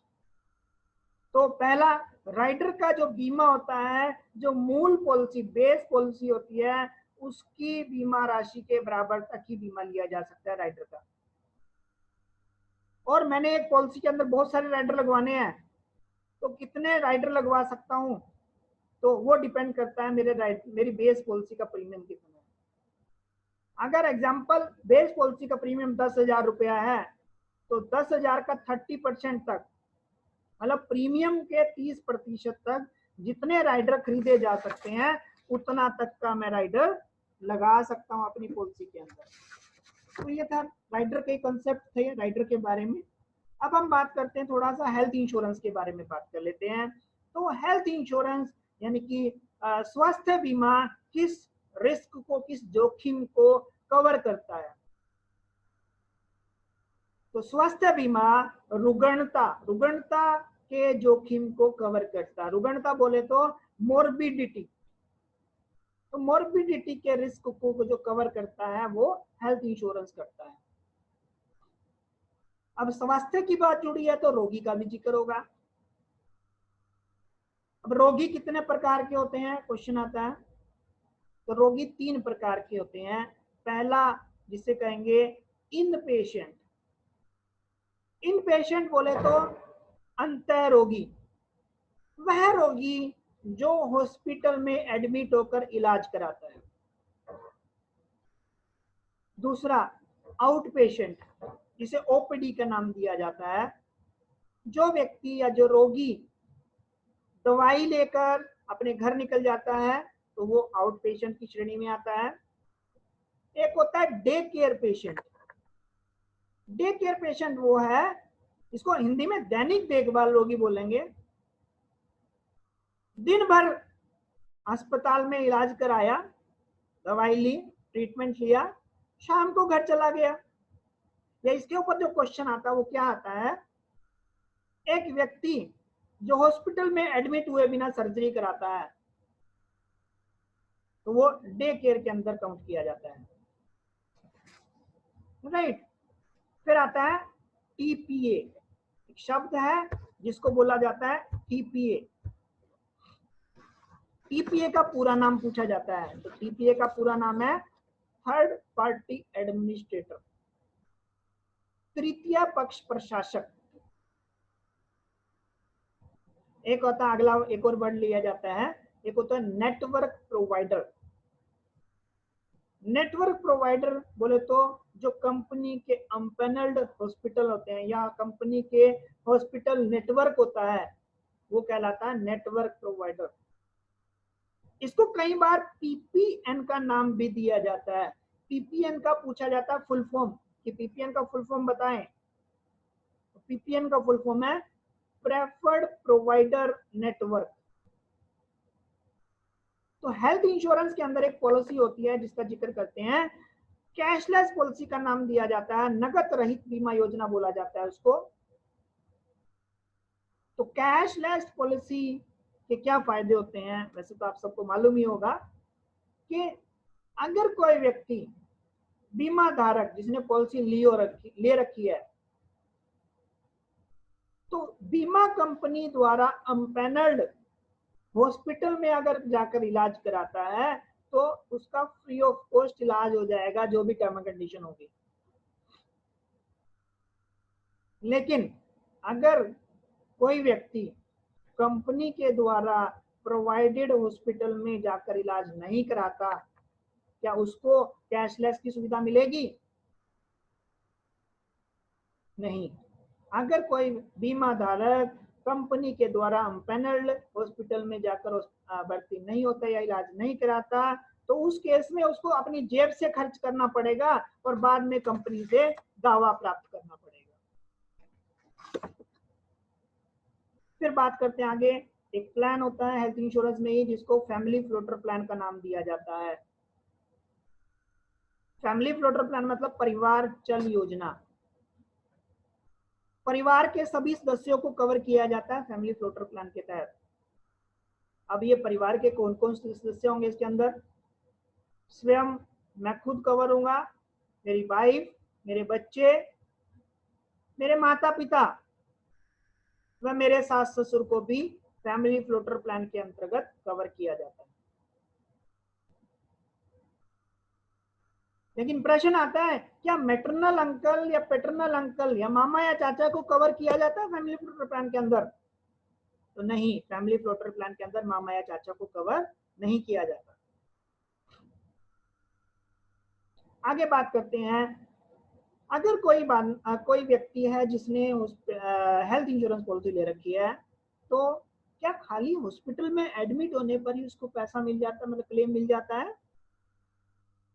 तो याद रखिएगा, 3 तरह के कवर या 3 तरह के खर्च जो है प्रोवाइड किए जाते हैं हेल्थ इंश्योरेंस पॉलिसी धारक को। सबसे पहले है हॉस्पिटलाइजेशन खर्च, अस्पताल में भर्ती होने पर खर्च। उसके लिए वेटिंग पीरियड होता है 24 घंटे का। अगर कोई व्यक्ति 24 घंटे से ज्यादा भर्ती हो गया, मतलब हॉस्पिटल में रहा, एडमिट रहा, तो कंपनी उसका जो भी खर्चा आएगा टर्म एंड कंडीशन के अकॉर्डिंग उसको दे देगी, पे कर देगी। लेकिन हॉस्पिटल में एडमिट होने से पहले, यानी कि प्री हॉस्पिटलाइजेशन एक्सपेंसेस, यानी कि भर्ती होने से पूर्व के खर्च भी दिए जाते हैं। वो कितने दिन के कवर किए जाते हैं? 30 दिन के कवर किए जाते हैं। जब बीमा धारक हॉस्पिटल से डिस्चार्ज हो जाता है तो वो भी कवर किया जाता है, यानी कि हॉस्पिटल से डिस्चार्ज होने के बाद के खर्च, वो 60 दिन के खर्च जो है प्रोवाइड किए जाते हैं। राइट। एक होता है ग्रुप हेल्थ इंश्योरेंस, समूह स्वास्थ्य बीमा। समूह स्वास्थ्य बीमा जो होता है वो ग्रुप के लिए एक पॉलिसी होता है, केवल और केवल ग्रुप के लिए। लेकिन ये किस ग्रुप के लिए है? ये जो पॉलिसी यानी कि समूह स्वास्थ्य बीमा केवल उस ग्रुप के लिए है जिस ग्रुप का उद्देश्य या जिस ग्रुप के बनने का उद्देश्य केवल बीमा पॉलिसी लेना ना हो। For example, Birla sun life की एक बहुत अच्छी पॉलिसी आई है, ग्रुप इंश्योरेंस पॉलिसी, और चलो उसको लेने के लिए हम एक ग्रुप बना लेते हैं। क्या उस ग्रुप को जिसका उद्देश्य केवल और केवल बीमा पॉलिसी लेना है, उसको ये ग्रुप हेल्थ इंश्योरेंस मिलेगा? नहीं मिलेगा। ये किसी कंपनी के एम्प्लॉयज को मिल सकती है, पहले से एस्टेब्लिश ग्रुप को, या बाद में एस्टेब्लिश ग्रुप को मिल सकती है। मतलब जिस ग्रुप का उद्देश्य केवल बीमा पॉलिसी लेना ना हो, उस जिस ग्रुप का उद्देश्य बनने का कुछ और हो, एम्प्लॉय हो सकते हैं, बैंक अकाउंट होल्डर हो सकते हैं, उनको दिया जा सकता है ग्रुप हेल्थ इंश्योरेंस। लेकिन जिस ग्रुप को बनने का उद्देश्य केवल और केवल ग्रुप हेल्थ इंश्योरेंस लेना है, उस ग्रुप को ग्रुप हेल्थ इंश्योरेंस पॉलिसी नहीं दी जा सकती। आइए आगे बात करते हैं कुछ स्पेसिफिक पॉलिसियों की, या स्पेसिफिक पॉलिसीज जो कि पेपर के अंदर जिसके ऊपर एक एक नंबर का क्वेश्चन जरूर आता है। तो सबसे पहले बात करते हैं हम, एक पॉलिसी है जिसको कहा जाता है married women property act policy. Short में इसको MWP एक्ट पॉलिसी बोलेंगे। तो भारत में एक कानून या एक अधिनियम पारित हुआ था जिसका नाम था विवाहित महिला संपत्ति अधिनियम 1874। क्वेश्चन आता है, पूछा जाता है कि कौन से सन में हुआ था। तो विवाहित महिला संपत्ति अधिनियम 1874 में पास हुआ था। उस अधिनियम की धारा 6 के अंतर्गत MWP एक्ट अगर पॉलिसी बनाई जाती है तो उस पॉलिसी को कौन खरीद सकता है? विवाहित पुरुष के द्वारा MWP एक्ट पॉलिसी को खरीदा जा सकता है। MWP एक्ट पॉलिसी के अंदर जो बेनिफिट मिलते हैं या जो भी लाभ मिलेंगे वो किसको मिलेंगे? ट्रस्टी को मिलेंगे। MWP एक्ट पॉलिसी के अंदर नॉमिनी नहीं होता, ट्रस्टी बनता है। तो इस पॉलिसी के अंदर ट्रस्टी को लाभ जाएंगे। अब अगला प्रश्न उठता है, ट्रस्टी कौन हो सकता है? ट्रस्टी वाइफ हो सकती है, बच्चे हो सकते हैं, वाइफ व बच्चे दोनों भी हो सकते हैं। तो हम बात कर रहे हैं सभी लाभ किसको जाएंगे? ट्रस्टी को। यानी कि मृत्यु हो गई तो पैसा किसको जाएगा? ट्रस्टी को। मेच्योरिटी आ गई तो पैसा किसको जाएगा? मैंने पॉलिसी ली है और मैं जीवित हूं, मेच्योरिटी आ गई है तो पैसा क्या मेरे को मिलेगा? अगर मैंने अपनी वाइफ को ट्रस्टी बनाया तो वाइफ को पैसा मिलेगा। जिसको ट्रस्टी बनाया होगा, मृत्यु हो चाहे मेच्योरिटी हो, तो पैसा सिर्फ और सिर्फ ट्रस्टी को जाता है। MWP act. तो दोस्तों MWP एक्ट पॉलिसी जो है लेनदारों की पहुंच से बाहर है। याद रखना इस लाइन को। MWP एक्ट लेनदारों की पहुंच से बाहर है। इसको एक एग्जांपल से समझते हैं। एक व्यक्ति है जिसने उधार की पूंजी से अपना एक बिजनेस एस्टेब्लिश किया, बिजनेस शुरू किया, लेकिन उसकी डेथ हो जाती है किसी कारण से। तो उसके जो लेनदार हैं वो उसकी पत्नी को अप्रोच करेंगे, वाइफ को अप्रोच करेंगे पैसे के लिए। अगर उसकी वाइफ ने नॉर्मल पॉलिसी ले रखी है, अगर वो ना कर देती है पैसा देने से, तो जो लेनदार हैं वो कोर्ट में अप्रोच करेंगे और कोर्ट करेगा ऑर्डर कि मैडम ये पैसा पहले इनको दीजिए, बाकी जो बचा हो वो आपका। लेकिन अगर जो पॉलिसी MWP एक्ट के अधीन ली गई होती तो उस केस में जो पैसा है तो सिर्फ और सिर्फ ट्रस्टी यानी कि वाइफ और बच्चों का रहेगा। उस पॉलिसी को कब्जाया नहीं जा सकता, उस पॉलिसी के अंदर कोर्ट अटैचमेंट भी नहीं हो सकती। आगे बात करते हैं एक और पॉलिसी की जिसका नाम है MRI। क्वेश्चन आता है MRI का पूरा नाम क्या है? तो MRI का पूरा नाम है MRI का पूरा नाम है मोर्टगेज रिडम्पशन इंश्योरेंस, बंधक मुक्ति बीमा। MRI जो पॉलिसी है वो होम लोन बायर्स के लिए है, गृह ऋणी के लिए है, जिन्होंने होम लोन लिया है उन लोगों के लिए। लोन प्रोटेक्टर पॉलिसी भी कह सकते हैं इसको। अब कई बार क्वेश्चन आ जाता है मोर्टगेज यानी कि बंधक किसे कहते हैं? जब कोई व्यक्ति अपनी किसी संपत्ति को गिरवी रखकर, धरोहर के रूप में गिरवी रखकर ब्याज पर पैसा उधार लेता है, वो मोर्टगेज या बंधक होना कहलाता है। एमआरआई पॉलिसी कैसे काम करती है? घटती बीमा राशि मियादी योजना की तरह काम करती है। जो हमने पीछे बात किया था ना, बीमा घटता चला जाता है, तो उसी तरह से एमआरआई घटती मियादी योजना, बीमा राशि मियादी योजना की तरह काम करती है। एमआरआई में जो बेनिफिट है, क्लेम है, वो किसको मिलेगा? क्या नॉमिनी को मिलेगा? तो एमआरआई में जो क्लेम मिलता है सीधे क्रेडिटर को जाता है, बैंक को जाता है जिसने पैसा उधार दिया था। अब आगे बात करते हैं एक और पॉलिसी के बारे में। पॉलिसी है जिसको बोलते हैं कीमैन इंश्योरेंस। कीमैन बोले तो मुख्य व्यक्ति बीमा। कीमैन इंश्योरेंस बेसिकली एम्प्लॉयर यानी कि कंपनी के द्वारा खरीदी जाती है, एम्प्लॉय के नाम से, कर्मचारी के नाम से। लेकिन क्या यह हर एक कर्मचारी के नाम से खरीदी जाती है? नहीं। कीमैन इंश्योरेंस मुख्य व्यक्ति कर्मचारी के नाम से खरीदी जा सकती है।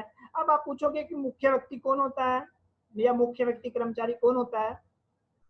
तो वो कर्मचारी जिसके निर्णय कंपनी के प्रॉफिट्स को प्रभावित करते हैं या कंपनी के लिए प्रॉफिट मेकिंग डिसीजन लेता है, वो कहलाएगा मुख्य व्यक्ति कर्मचारी। अब ये पॉलिसी लेने का उद्देश्य क्या है? तो अगर वो मुख्य व्यक्ति कर्मचारी काम करने योग्य नहीं रहता या उसकी मृत्यु हो जाती है किसी कारण से, अब क्या होगा? प्रॉफिट मेकिंग डिसीजन लेने वाला था, तो प्रॉफिट मेकिंग डिसीजन लेने वाला नहीं रहा, तो कंपनी को क्या होगा? हानि हो जाएगी, नुकसान हो जाएगा, फाइनेंशियल लॉस हो जाएगा। उस लॉस की भरपाई के लिए कंपनी के द्वारा ये कीमैन इंश्योरेंस कीमैन के नाम से लिया जाता है, मुख्य व्यक्ति कर्मचारी के नाम से लिया जाता है। इस पॉलिसी के अंदर प्रीमियम का भुगतान भी कंपनी के द्वारा किया जाता है और बीमा राशि का भुगतान भी कंपनी को ही होगा। मतलब बच्चों को या नॉमिनी वगैरह नहीं बनाया जाए, मतलब बच्चों को पैसा नहीं आएगा इसमें। इसमें ये लेने का उद्देश्य ही ये है कि बीमा कंपनी अपने लाभों की सुरक्षा के लिए कीमैन इंश्योरेंस लेती है, तो इसीलिए कीमैन के अंदर प्रीमियम भी कंपनी के द्वारा भुगतान किया जाता है और बीमा राशि का भुगतान भी इसके द्वारा किया जाता है, नियोक्ता के द्वारा किया जाता है। सॉरी, हाँ, ये नियोक्ता को ही किया जाता है। दोनों चीजें किसको मिलेगी? ओके, कंपनी को मिल, मतलब पैसा भी कंपनी देगी और क्लेम भी कंपनी को मिलेगा। अब हम कुछ इंपॉर्टेंट डॉक्यूमेंटेशन के ऊपर बात करते हैं आगे, ये क्या क्या डॉक्यूमेंटेशन है। तो सबसे पहले बीमा के लिए प्रयोग किया जाने वाला प्रथम कानूनी दस्तावेज कौन सा होता है?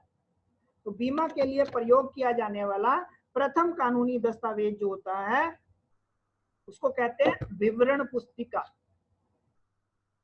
प्रोस्पेक्टस वर्ड दिया जाता है, प्रोस्पेक्टस, जिसके अंदर पॉलिसी की पूरी डिटेल होती है। फिर नंबर 2, बीमा पॉलिसी का आधार क्या होता है? प्रस्ताव पत्र, प्रपोजल फॉर्म। क्यों आधार होता है? क्योंकि प्रपोजल फॉर्म कस्टमर भर के देता है और उसके अंदर कस्टमर की कुछ जानकारियां होती हैं। 3 हेड्स के अंदर कंप्लीट जानकारी होती है। पहले कस्टमर की व्यक्तिगत विवरणी होती है, दूसरा कस्टमर का चिकित्सीय इतिहास होता है, तीसरा पारिवारिक इतिहास होता है। तो इन 3 हेडिंग के अंदर कस्टमर की पूरी जानकारी होती है और इन जानकारियों को आधारभूत तथ्यों का नाम दिया जाता है, मटेरियल फैक्ट्स का नाम दिया जाता है। इस जानकारी के आधार पर ही कंपनी निर्णय लेती है कि पॉलिसी इशू की जाए या ना की जाए। तो इसीलिए क्योंकि ये जानकारी किसमें होती है? प्रस्ताव पत्र में होती है, इसीलिए प्रस्ताव पत्र को बीमा पॉलिसी का आधार कहा जाता है।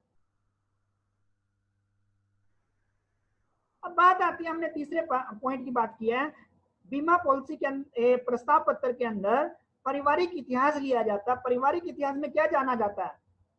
कि आपके परिवार के सदस्य कौन कौन है, उनका स्वास्थ्य कैसा है, कोई मिसहैपनिंग तो नहीं है, अगर हुई है तो किस एज में हुई है। तो बीमा पॉलिसी मेरे नाम से ली जा रही है, तो मेरे परिवार के बारे में क्यों जाना जा रहा है? तो यहाँ पर इसलिए जाना जाता है क्योंकि कुछ बीमारियां ऐसी होती है जो माता पिता से बच्चों में ट्रांसफर हो जाती है, हेरिडिटरी होती है, वंशानुगत होती है। फिर बात आती है एज प्रूफ की, आयु प्रमाण पत्र की। आयु प्रमाण पत्र क्यों लिया जाता है? जोखिम के मूल्यांकन के लिए या रिस्क को असेस करने के लिए कंपनी क्या लेती है? एज प्रूफ लेती है। अब देखिए, जब हम एक एग्जांपल आता है कई बार इसमें क्वेश्चन में कि यंग आदमी से कम प्रीमियम चार्ज किया जाता है और वृद्ध व्यक्ति से अधिक प्रीमियम क्यों चार्ज किया जाता है? क्योंकि एक मृत्यु दर होती है हर एक आदमी की, मोर्टेलिटी बोलते हैं इंग्लिश में, क्योंकि मृत्यु दर आयु के साथ जुड़ी होती है। अधिक आयु वाले की अधिक मृत्यु दर और कम आयु की कम मृत्यु दर, इसीलिए अधिक आयु वाले से अधिक प्रीमियम और कम आयु वाले से कम प्रीमियम चार्ज किया जाता है। एज प्रूफ दो भागों में डिवाइड किए जाते हैं। भाग एक कहता है मानक आयु प्रमाण पत्र, इनको स्टैंडर्ड एज प्रूफ कहा जाता है। दूसरी तरफ नॉन स्टैंडर्ड एज प्रूफ, यानी कि गैर मानक आयु प्रमाण पत्र की संज्ञा दी जाती है। तो मानक के अंदर आता है passport, driving licence, school certificate, birth certificate issued by committee या म्युनिसिपल कमेटी। एक होता है बैप्टिज्म सर्टिफिकेट। बैप्टिज्म सर्टिफिकेट जो चर्च के द्वारा क्रिश्चियंस के अंदर इशू किया जाता है। तो ये जो मैंने पांच छह नाम लिए हैं, ये सारे के सारे क्या हैं? स्टैंडर्ड एज प्रूफ में आते हैं। लेकिन इसके अलावा भी कुछ एज प्रूफ लिए जाते हैं, लेकिन उनको नॉन स्टैंडर्ड एज प्रूफ या गैर मानक आयु प्रमाण पत्र के तहत कंसीडर किया जाता है। उसमें क्या क्या आता है? Voter ID card, ration card, कुंडली, सरपंच का सर्टिफिकेट या एफिडेविट। तो ये सारे के सारे नॉन स्टैंडर्ड में आते हैं, लेकिन लिए जाते हैं कुछ अलग से टर्म एंड कंडीशन के साथ। तो एज प्रूफ दो प्रकार के होते हैं, स्टैंडर्ड एज प्रूफ और नॉन स्टैंडर्ड एज। इसमें से जरूर क्वेश्चन आएगा जी आपके पास। फिर बात करते हैं हम केवाईसी की। केवाईसी का पूरा नाम है नो योर कस्टमर, या अपने ग्राहक को पहचानो डॉक्यूमेंट। तो केवाईसी के अंतर्गत कौन कौन से डॉक्यूमेंट लिए जाते हैं? तो उसके अंतर्गत सबसे पहले फोटो लिया जाता है, ID proof, age proof, ID में लगा होता है, और एड्रेस प्रूफ लिया जाता है। अब एड्रेस प्रूफ के ऊपर क्वेश्चन आ जाता है, क्या पैन कार्ड को वैलिड एड्रेस प्रूफ के तौर पे शामिल किया जा सकता है? नो, क्योंकि उसके अंदर एड्रेस ही नहीं होता। तो क्या बैंक स्टेटमेंट की पासबुक को एड्रेस प्रूफ के तौर पे कंसीडर किया जा सकता है? यस, किया जा सकता है। फिर आते हैं हम आगे, एक शब्द है FPR, पूरे में बोले तो फर्स्ट प्रीमियम रसीद, प्रथम प्रीमियम रसीद। तो प्रथम प्रीमियम रसीद जो होती है, बीमा में जोखिम की शुरुआत का साक्ष्य होता है। It is evidence of start of insurance contract, कि बीमा की शुरुआत कब हुई है? जब FPR कट गई है। FPR कट गई, पॉलिसी बॉन्ड मिले या ना मिले, कभी मर्जी मिले, अगर FPR कट गया तो रिस्क शुरू हो गया। जब तक FPR नहीं कटेगा रिस्क शुरू नहीं होगा। अगला वर्ड है, अगला टॉपिक है, उसको बोलते हैं free look period. Free look period, मुक्त देखो अवधि बोलेंगे इसको हिंदी में। बीमा कंपनी कस्टमर को कुछ समय देती है पॉलिसी कैंसिल कराने का। अगर उसको लगता है कस्टमर को कि मेरी को जो पॉलिसी बताई गई थी वो नहीं मैच कर रही बॉन्ड के साथ, तो मैं यानी कि कस्टमर उस पॉलिसी को पॉलिसी मिलने के 15 दिन के अंदर अंदर कैंसिल करा सकता है, तो उसको बोलते हैं free look period. Policy bond मिलने या पॉलिसी दस्तावेज के मिलने के 15 दिन के अंदर अंदर पॉलिसी को कैंसिल भी कराया जा सकता है, उसको बोलते हैं फ्री लुक पीरियड। हर एक पॉलिसी में हम नॉमिनी बनाते हैं, तो क्वेश्चन आता है नॉमिनी बनाने के बारे में प्रावधान कहां पे लिखा हुआ है? तो इंश्योरेंस का एक एक्ट है जिसको बात कहते हैं इंश्योरेंस एक्ट 1938, बीमा अधिनियम 1938। तो बीमा अधिनियम 1938 की धारा 39 के अंदर प्रोविजन है नॉमिनेशन का, नामित बनाने का। तो हम कितने नामित बना सकते हैं, नॉमिनी बना सकते हैं, कितने भी नॉमिनी बना सकते हैं। नॉमिनी को बदला भी जा सकता है। यदि नॉमिनी नाबालिग है, माइनर है, उस केस में अपॉइंटी बनाना जरूरी है। अगर अपॉइंटी नहीं बनाएंगे तो नॉमिनेशन पूरा नहीं होगा। अब एक और क्वेश्चन आ जाता है इसमें मेजर, ये जरूर आता है, ज्यादातर हर क्वेश्चन पेपर में आता ही है। क्या नॉमिनी का दावे पर पूर्ण अधिकार होता है? Is there full right of nominee in A claim? याद रखना, नहीं, नॉमिनी का दावे पर पूर्ण अधिकार नहीं होता। उसको बता देता हूं मैं। अगर डेथ हो जाती है किसी व्यक्ति की जिसने अपने एक बच्चे को नॉमिनी बनाया था और दूसरा बच्चा कोर्ट में चला जाता है कि मैं भी उसका बेटा हूं लेकिन मेरे को नॉमिनी नहीं बनाया और सारा पैसा उसको जा रहा है दूसरे को, तो जो कोर्ट कहेगा वो माना जाएगा। अगर कोर्ट कहेगा कि 50-50% दे दिया जाए तो 50-50% मिलेगा, मतलब जो कोर्ट के आदेश होंगे उनका पालन किया जाएगा। इसीलिए कहा जाता है नॉमिनी का दावे पर पूर्ण अधिकार नहीं होता। फिर आता है असाइनमेंट। असाइनमेंट को हिंदी में कहते हैं समनुदेशन। पॉलिसी के अधिकारों का ट्रांसफर करना, अंतरण करना कहलाता है असाइनमेंट। मेरे नाम से पॉलिसी है, मैं उसको किसी और के नाम करना चाहता हूं, कर सकता हूं, लेकिन उसके लिए मेरे को पॉलिसी को असाइन करना पड़ेगा। सॉरी।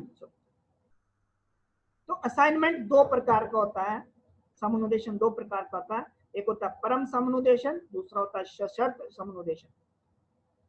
परम समनुदेशन मतलब कंप्लीटली मैंने किसी के नाम पॉलिसी कर दी। सशर्त मतलब शर्त लगा दी। फॉर एग्जांपल मैंने किसी का पैसा देना है, मैं उसको पैसा देने में अभी असमर्थ हूँ, लेकिन वो मेरे को जिद कर रहा है कि मेरे को पैसा दो, कहीं से भी दो, मेरे को आपके ऊपर विश्वास नहीं है, तो मैं क्या करूंगा, अपनी पॉलिसी उसके नाम कर दूंगा और कंडीशन लगा दूंगा जब मैं आपका पैसा लौटा दूं तो ये वापस मेरे नाम आ जाएगी। This is called conditional assignment. लेकिन जैसे ही मैं असाइन करूंगा पॉलिसी को, नॉमिनेशन रद्द हो जाएगा। अब बात करते हैं बीमा पॉलिसी के अंदर एक बीमांकक होता है। बीमांकक को इंग्लिश में एक्चुअरी कहा जाता है या कई बार उसको मुंशी भी कहा जाता है। अब जो बीमांकक होता है वो क्या काम करता है? तो पॉलिसी को डिजाइनिंग का जो काम होता है वो बीमांकक का होता है। पॉलिसी डिजाइन में सबसे पहले वो क्या करता है, प्रीमियम दरों की गणना का काम करता है।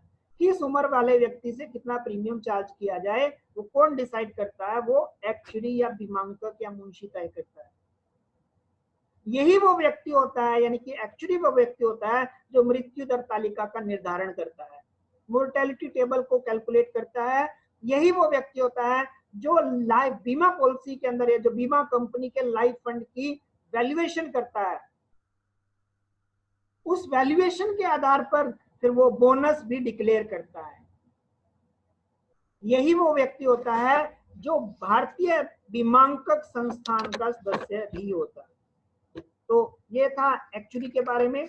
अब बात करते हैं, एक व्यक्ति होता है बीमा कंपनी के अंदर, एक नहीं कई होते हैं, मतलब नाम की बात कर रहे हैं हम, उसको बोलते हैं बीमा जोखिमांकन करता या बीमांकन करता, अंडर राइटर बोलते हैं इसको इंग्लिश में। तो ये क्या काम करता है? बीमा में जोखिम का आकलन करता है, असेसमेंट ऑफ रिस्क करता है, या ये कंपनी में देखता है इस व्यक्ति से मेरे को मैक्सिमम कितना लॉस हो सकता है अगर पॉलिसी जारी कर दी गई।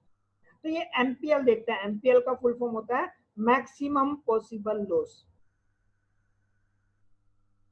तो क्वेश्चन में कहा जाता है बीमा में या बीमा पॉलिसी के अंदर या बीमा कंपनी के लिए कौन प्राइमरी अंडरराइटर होता है, प्राथमिक बीमांकन करता कौन होता है? तो उसको एजेंट का नाम दिया जाए। हम लोग जो पॉलिसी को सबसे पहले कस्टमर के पास जा रहे हैं, मतलब पॉलिसी को प्रपोज कर रहे हैं, तो we are the first underwriter. तो क्या हम ही जानेंगे ना कि इस व्यक्ति को पॉलिसी दी जा सकती है नहीं दी जा सकती। तो who is the first underwriter for a life insurance company? तो आप बोलेंगे एजेंट, अभिकर्ता। अब अंडरराइटर क्या करता है, अपने जो डिसीजंस है या क्लासिफिकेशन करता है रिस्क की। तो अंडरराइटर जो लोग हैं, जिन लोगों ने बीमा के लिए आग्रह किया या जिन्होंने बीमा के लिए निवेदन किया, आवेदन किया है, तो उनके रिस्क को 4 भागों में डिवाइड करता है। तो पहला कहता है, उसको नाम दिया गया प्रेफर्ड रिस्क, वरीयता प्राप्त जोखिम।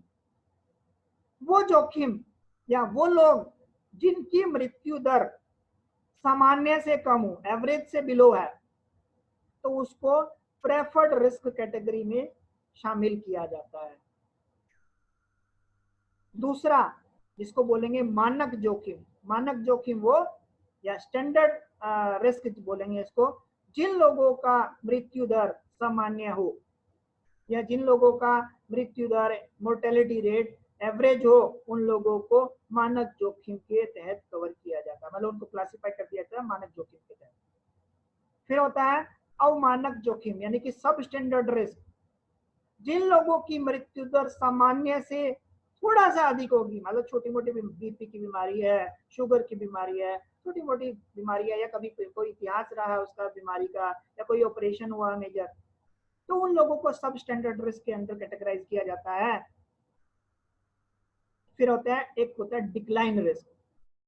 फॉर एग्जांपल HIV से पीड़ित, कैंसर से पीड़ित व्यक्ति, उन लोगों को डिक्लाइन रिस्क श्रेणी में, यानी कि उनको पॉलिसी जैसे ही निवेदन आएगा, आवेदन आएगा, उनको मना कर दिया जाता है कि हम आपको बीमा देने में असमर्थ हैं, तो उनको डिक्लाइन श्रेणी में कैटेगराइज किया जाता है। अब हम बात करते हैं आगे क्लेम्स के ऊपर। दावा। दावा, सबसे पहले दावा एक मांग होती है, ग्राहक का मांग है, डिमांड है। दूसरी तरफ प्रॉमिस ऑफ द कंपनी या इंश्योरर, जो कंपनी ने पॉलिसी बॉन्ड के अंदर लिख के दिया था, उसमें दावों को अलग अलग पार्ट्स में डिवाइड किया गया है। दावों की श्रेणी अलग अलग है। पहला होता है जिसको बोलेंगे परिपक्वता दावा। परिपक्वता दावा यानी कि मेच्योरिटी क्लेम। मेच्योरिटी क्लेम आप लोग जानते ही हैं कि मेच्योरिटी कब मिलती है, पॉलिसी की अवधि की समाप्ति पर। जब पॉलिसी की अवधि समाप्त हो जाएगी तब कस्टमर को परिपक्वता लाभ मिलेगा। परिपक्वता लाभ की शुरुआत या इसको इनिशिएट किसके लेवल पे किया जाता है, क्या कस्टमर के द्वारा किया जाता है या कंपनी के द्वारा किया जाता है? तो परिपक्वता लाभ की जो शुरुआत है वो बीमा करता यानी कि इंश्योरर के द्वारा किया जाता है। परिपक्वता लाभ इजीली एस्टेब्लिश हो जाते हैं, यानी कि इनके अंदर कोई छानबीन नहीं की जाती। फिर आता है नंबर 2 पे मृत्यु लाभ, मृत्यु दावा। पॉलिसी की अवधि के दौरान अगर मृत्यु हो जाती है लेकिन पॉलिसी कंटिन्यू हो, मतलब पॉलिसी के अंदर प्रॉपर प्रीमियम जा रहे हो और पॉलिसी की अवधि के दौरान मृत्यु हो जाती है, तो वो मृत्यु लाभ कहलाएगा। मृत्यु लाभ 2 श्रेणियों में विभाजित या 2 टाइप के होते हैं। एक होता है शीघ्र मृत्यु लाभ, एक होता है गैर शीघ्र। शीघ्र बोले तो early death claim. Early death claim का मतलब है पॉलिसी लेने के अगर पहले 3 साल के अंदर मृत्यु हो जाती है तो उसको अर्ली डेथ क्लेम का नाम दिया जाता है। इन क्लेम्स को यानी कि अर्ली डेथ क्लेम को संदेह की दृष्टि से देखा जाता है। इन पॉलिसियों में फिर या इन क्लेम्स के अंदर छानबीन भी हो सकती है। तो मैक्सिमम जो छानबीन का समय होता है वो 180 दिन का होता है।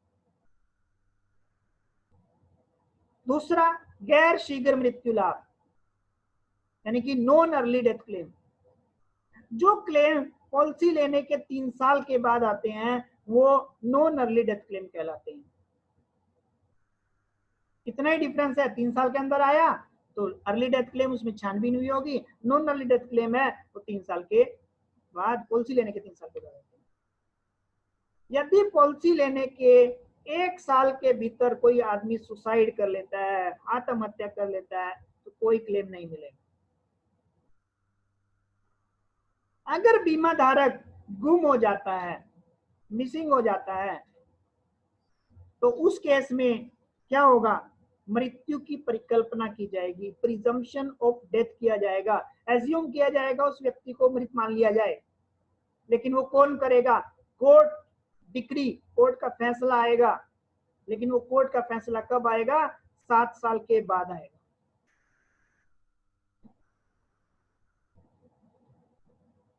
अगर बीमा धारक की मृत्यु दुर्घटनावश हो जाती है, दुर्घटना से होती है, तो बीमा कंपनी के द्वारा एक अतिरिक्त दस्तावेज की मांग की जाती है।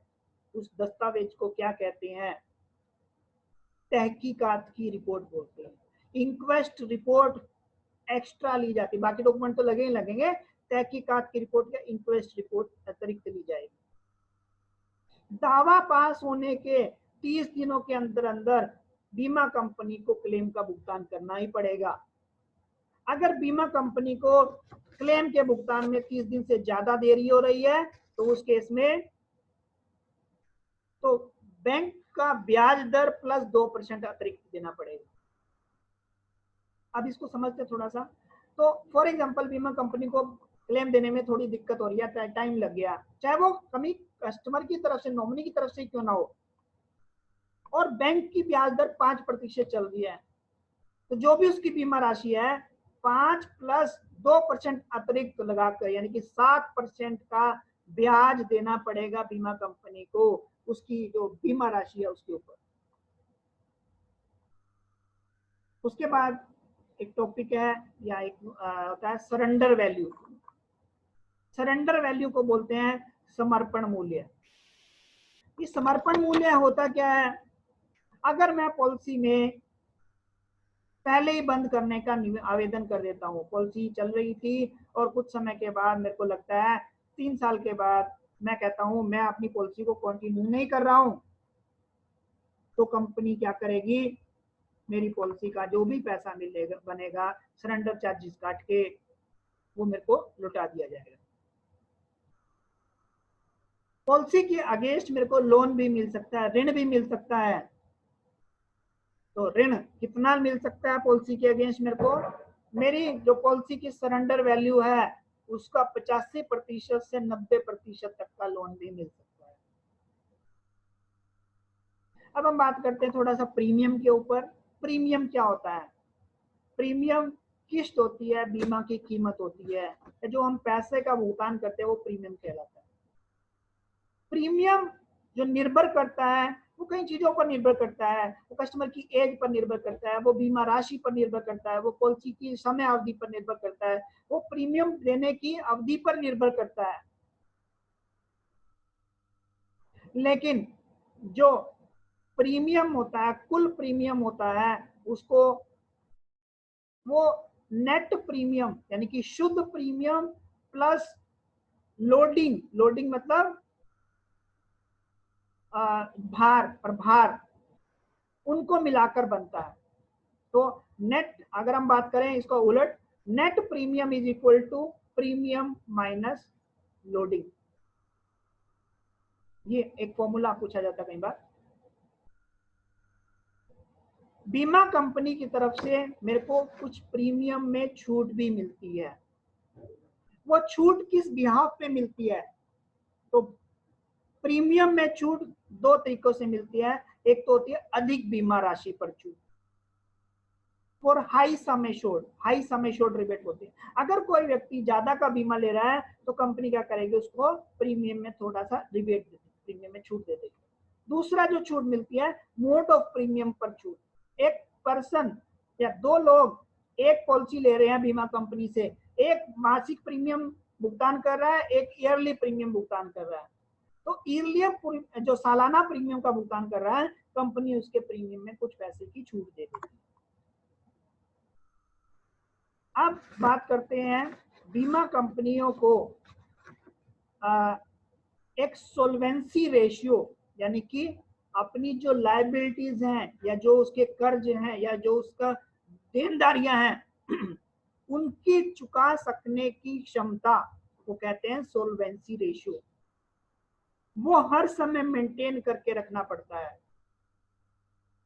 सोल्वेंसी रेशियो का फॉर्मूला क्या होता है, मेरी जो संपत्तियां हैं अगर उसको मेरी लायबिलिटीज यानी कि देनदारियों से भाग कर दिया जाए वो कहलाता है सोल्वेंसी रेशियो, या इंग्लिश में बात करें assets over liabilities is called solvency ratio या सोल्वेंसी मार्जिन।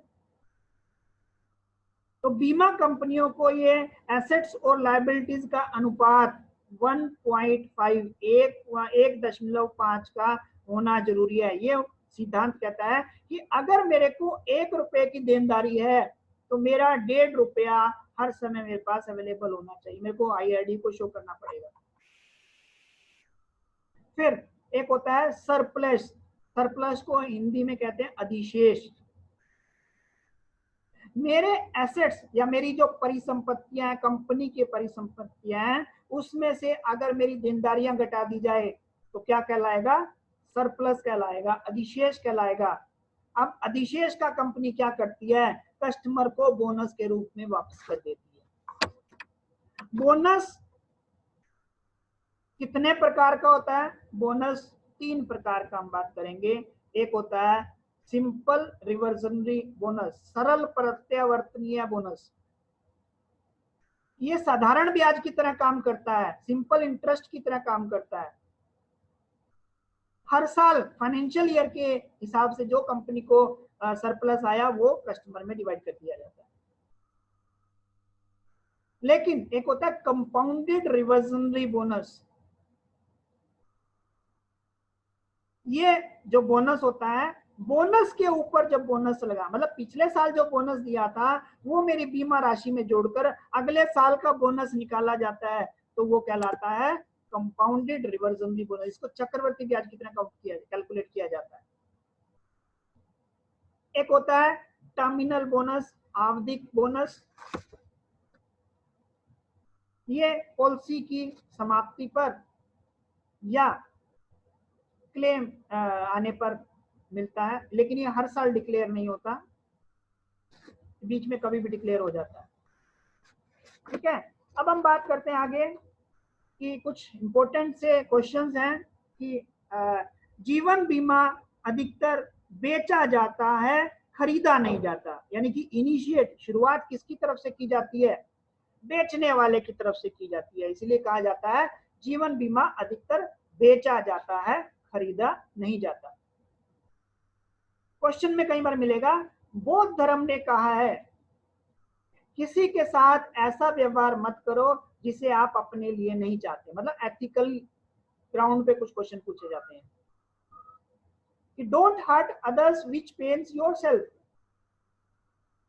बिक्री कला है या विज्ञान है, सेलिंग इज आर्ट और साइंस। बिक्री कला भी है और विज्ञान भी है। बिक्री 2 प्रकार की होती है अगर देखा जाए तो। एक होता है डायरेक्ट सेल, इसको बोलेंगे प्रत्यक्ष विपणन। इसके अंदर आता है ई बिक्री यानी कि ई सेल्स, न्यूज़पेपर में एडवर्टीजमेंट और टेली सेल्स। ये डायरेक्ट सेल्स के एग्जांपल है। इनडायरेक्ट सेल के अंदर जो आता है, सबसे पहला आता है बैंक का एश्योरेंस। बैंक जब अपने ग्राहकों को बीमा बेचता है या बैंक के द्वारा अपने ग्राहकों को बीमा बेचा जाना कहलाता है बैंक का एश्योरेंस। फिर आता है बीमा ब्रोकर, इंश्योरेंस ब्रोकर। तो थोड़ा इंश्योरेंस ब्रोकर के बारे में पहले जान लेते हैं। इंश्योरेंस ब्रोकर जो होता है एक साथ कई बीमा कंपनियों के लिए काम करता है। लेकिन इसमें प्रश्न आता है कि बीमा ब्रोकर किसका प्रतिनिधित्व करता है, किसको रिप्रेजेंट करता है। तो बीमा ब्रोकर कस्टमर को रिप्रेजेंट करता है, ग्राहक को रिप्रेजेंट करता है। लेकिन उसको पारिश्रमिक यानी कि रेम्यूनरेट कौन करता है, इंश्योरेंस कंपनी करती है। फॉर कंपैरिजन कौन बढ़िया है, एजेंट या ब्रोकर। तो कंपैरिजन के लिए broker, insurance broker is the right person. फिर बात करते हैं हम बीमा एजेंट के बारे में। बीमा एजेंट यानी कि हम लोग किसका प्रतिनिधित्व, किसको रिप्रेजेंट करते हैं? हम कंपनी को रिप्रेजेंट करते हैं। हमारे और कंपनी के बीच में जो संबंध है वो कहां से लिया गया है? वो भारतीय संविदा अधिनियम इंश्योरेंस इंडियन कॉन्ट्रैक्ट एक्ट के तहत लिया गया है।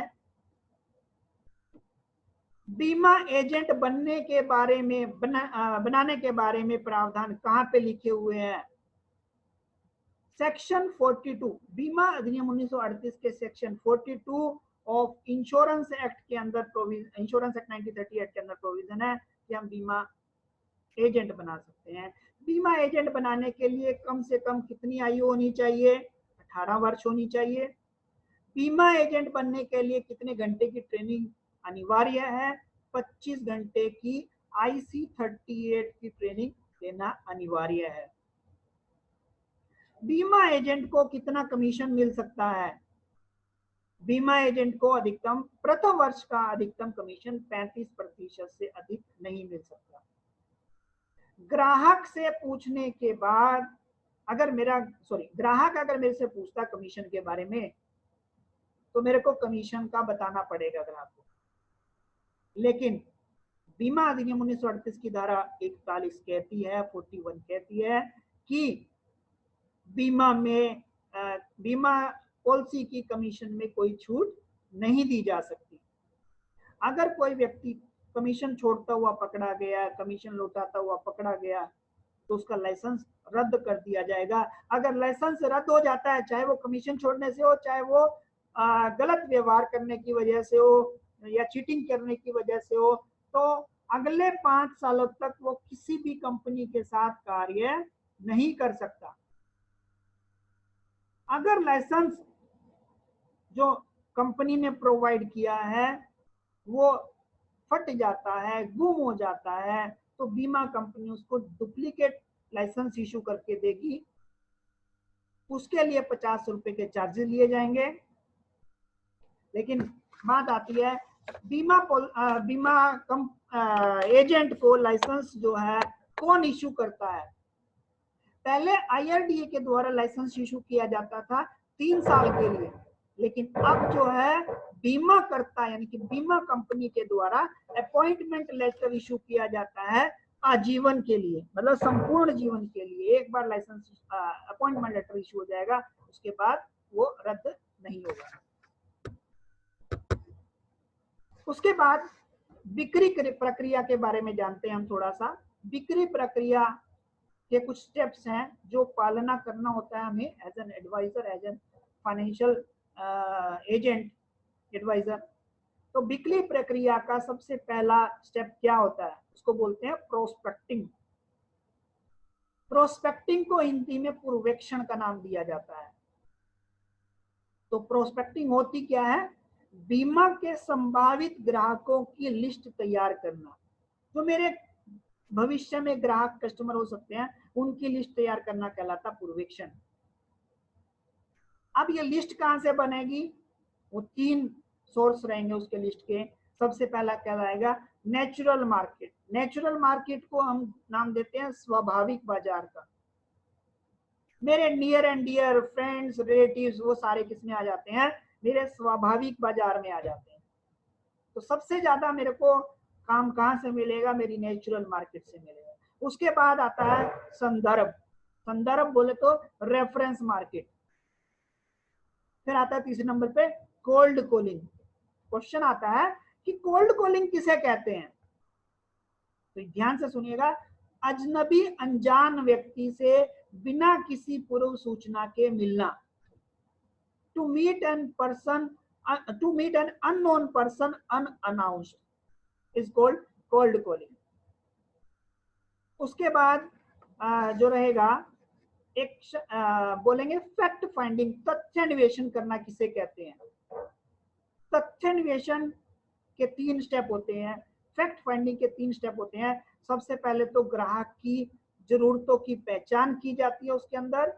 दूसरे नंबर पर जरूरतों का परिमापन, क्वांटिफाई द नीड्स किया जाता है। और तीसरे नंबर पे प्रायोरिटाइज द नीड किया जाता है, मतलब जरूरतों का प्राथमिकता तय की जाती है। फिर अगला स्टेप होता है सेल प्रोसेस का, उसको बोलते हैं ऑब्जेक्शन को हैंडल करना, आपत्तियों का निपटारा करना। आपत्तियों के निपटारे करने के अंदर एक टेक्निक है जिसको कहा जाता है लैपेक। लैपेक में L फॉर होता है लिसन करना। लिसन का मतलब है ध्यान पूर्वक सुनना, और ध्यान पूर्वक सुनने को क्या कहेंगे? क्वेश्चन आता है कि मेरा कस्टमर के साथ, मान लो जब कस्टमर बोलने लगा, मेरा कस्टमर के साथ आई कांटेक्ट हो, नोडिंग हो, गर्दन हिलाऊं और फेस पे स्माइल हो। ए फॉर एक्नॉलेज करना, मतलब जो कस्टमर ने कहा है उससे पूछना कि सर आपका कहने का तात्पर्य क्या ये है। तीसरे नंबर पी पर प्रोब करना। प्रोब मतलब और अधिक जानकारी एकत्रित करना, और देन आंसर करना और कंफर्म करना। तो this is the objection handling technique, या इसको कहेंगे आपत्तियों का निपटारा कैसे किया जाए। अब क्वेश्चन आता है बीमा में सफल समापन कब होता है? ग्राहक जब यस कर दे तो वही सफल समापन है, ग्राहक की हाँ में सफल समापन है। किसी एजेंट का काम कब समाप्त होता है? जब तक कोई भी दावा नहीं आता तब तक एजेंट का काम समाप्त नहीं होता, एंड नहीं होता। उसके बाद नेक्स्ट टॉपिक है हमारा परसिस्टेंसी। परसिस्टेंसी क्या होता है? परसिस्टेंसी का मतलब अक्षणुता या चिर स्थायिता का नाम दिया जाता है हिंदी में, इसको चिर स्थायिता ज्यादा मिलेगा आपको। तो चल रही पॉलिसियों का प्रतिशत कहलाता है परसिस्टेंसी। मैंने फॉर एग्जांपल पिछले साल यानी कि 2016 के अंदर, सॉरी चलो 16 ही लगा लो, 16 के अंदर 100 पॉलिसियां की थी और 2017 के अंदर उनकी संख्या 80 रह गई। तो इसका मतलब मेरा परसिस्टेंसी कितना है? 80% है। तो चल रही पॉलिसियों का प्रतिशत कहलाता है परसिस्टेंसी।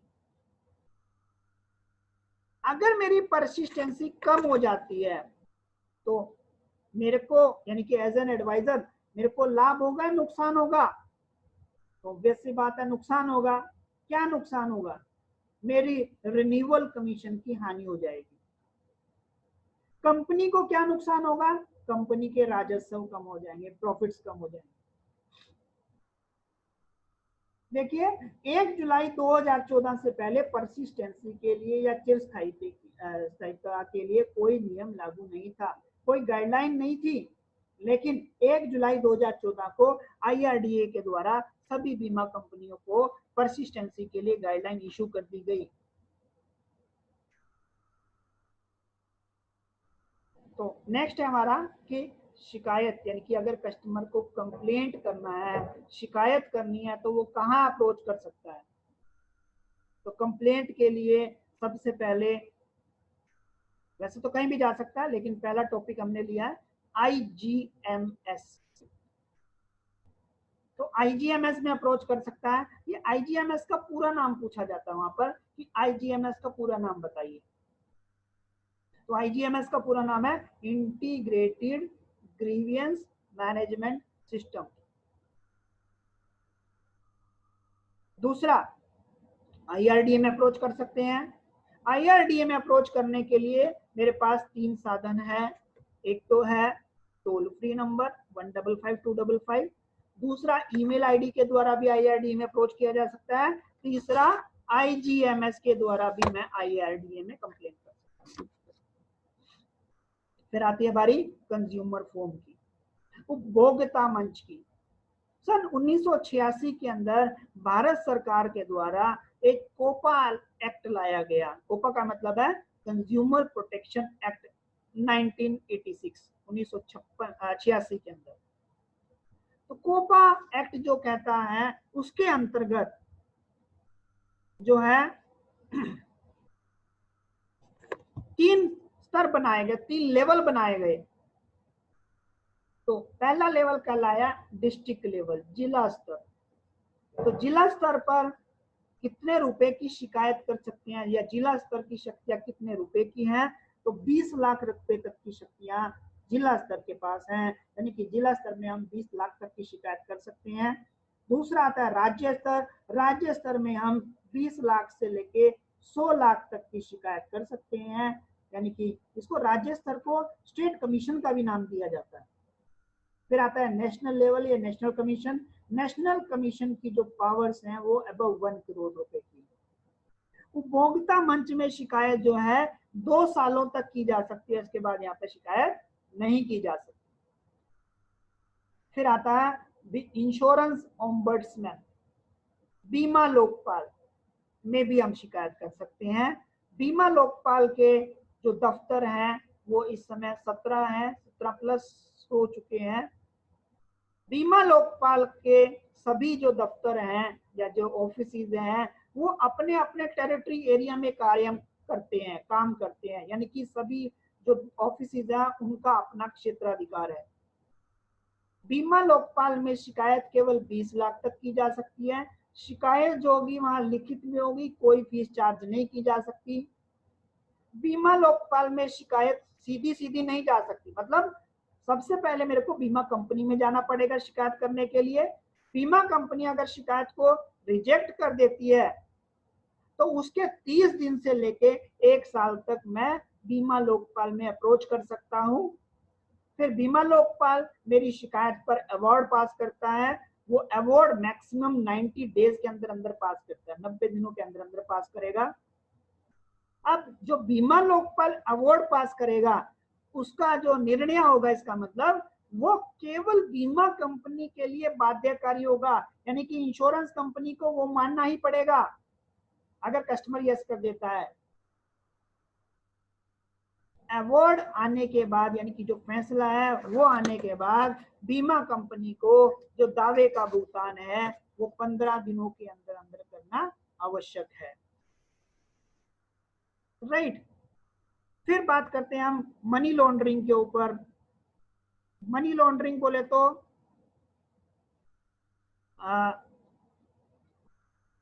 पैसे की धुलाई। पैसे की धुलाई या मनी लॉन्ड्रिंग क्यों की जाती है, मेजर क्वेश्चन आता है, बहुत जरूर आता है। तो अवैध धन के अवैध स्रोत को छुपाने के लिए लोग क्या करते हैं, मनी लॉन्ड्रिंग करते हैं। अवैध धन के अवैध स्रोत को छिपाने के लिए लोग मनी लॉन्ड्रिंग करते हैं। राइट। तो मनी लॉन्ड्रिंग के 3 स्टेप्स लिए जाते हैं, या 3 स्टेप में मनी लॉन्ड्रिंग करते हैं। First is placement. प्लेसमेंट का मतलब है पैसा मेरे पास 10 लाख रुपया फॉर एग्जांपल, मैं उसको अलग अलग जगह लगा देता हूँ, अलग अलग इंस्ट्रूमेंट्स में लगा देता हूँ। कुछ पैसा बैंक में लगा दिया, कुछ पैसा शेयर मार्केट में लगा दिया, कुछ पैसा XYZ जगह लगा दिया। उसके बाद सेकंड स्टेप होता है लेयरिंग। लेयरिंग का मतलब है इधर का उधर करना, मतलब बैंक से निकाला म्यूचुअल फंड में डाल दिया, म्यूचुअल फंड से निकाला इंश्योरेंस में डाल दिया, इंश्योरेंस से निकाल दिया FD में डाल दिया, FD से निकाला पोस्ट ऑफिस में डाल दिया। तो पैसे का अलग अलग इंस्टीट्यूशन में इधर का उधर करना इज कॉल्ड लेयरिंग। और तीसरा स्टेप है इंटीग्रेशन, यानी कि पैसे को अब लेयरिंग करने के बाद एक जगह इकट्ठा कर लेना। पहले वो ब्लैक मनी था, अब उसको सोर्स को छुपा दिया कहीं लेयरिंग करके, तो वो कहलाता है अब ये व्हाइट मनी में कन्वर्ट हो गया, तो दैट इज कॉल्ड इंटीग्रेशन। तो मनी लॉन्ड्रिंग को कम करने के लिए या रोकने के लिए भारत सरकार ने 2002 के अंदर एक एक्ट पास किया जिसको कहा PMLA act, prevention of money laundering act कहलाया। तो इस एक्ट के तहत बीमा के अंदर इंश्योरेंस में कैश प्रीमियम केवल 50,000 तक ही भुगतान किया जा सकता है। अगर मेरा प्रीमियम 50,000 से ज्यादा है मेरे को चेक या DD के द्वारा भुगतान करना पड़ेगा। अगर मेरा प्रीमियम 1 लाख से अधिक है तो मेरे को आय के स्रोत के प्रमाण पत्र भी देने पड़ेंगे। फिर बात करते हैं हम नेक्स्ट टॉपिक इसमें ग्रेस पीरियड की। तो जीवन बीमा के अंदर ग्रेस पीरियड यानी कि अनुग्रह अवधि या बीमा में पैसा जमा कराने के लिए कुछ अतिरिक्त समय दिया जाता है, रिन्यूअल प्रीमियम जमा कराने के लिए कुछ अतिरिक्त समय दिया जाता है, वो 31 दिन या 1 महीने का होता है।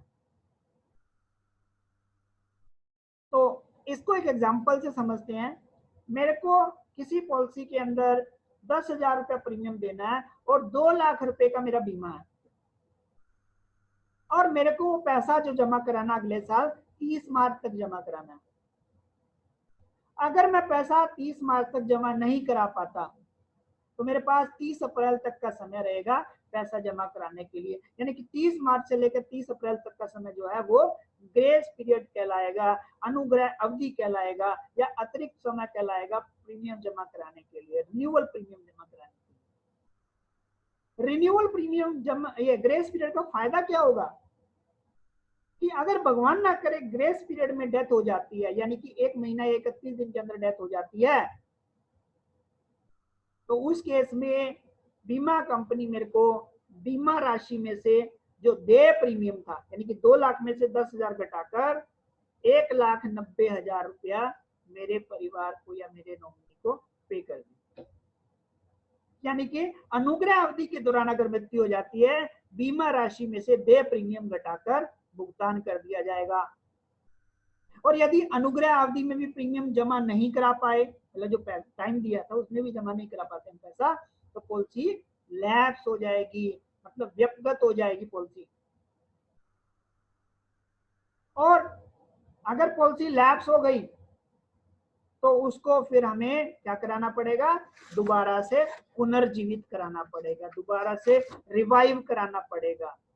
और दोबारा से पुनर्जीवित कराने के लिए मेरे को क्या करना पड़ेगा, बहाली शुल्क यानी कि रिवाइवल चार्जेस देने पड़ेंगे, और अच्छे स्वास्थ्य के सबूत भी देने पड़ेंगे, गुड हेल्थ स्टेटमेंट भी देना पड़ेगा। राइट, तो ये था ग्रेस पीरियड के बारे में। अब हम बात करते हैं बीमा के सिद्धांतों के बारे में बात करते हैं, इंश्योरेंस के प्रिंसिपल्स के बारे में बात करते हैं। तो बीमा के जो सिद्धांत हैं, 3 सिद्धांत हैं जिनके ऊपर बारी बारी बात करते हैं। सबसे पहले आता है परम सद्भाव का सिद्धांत। इसका अन्य नाम है अत्यंत उत्तम विश्वास का सिद्धांत।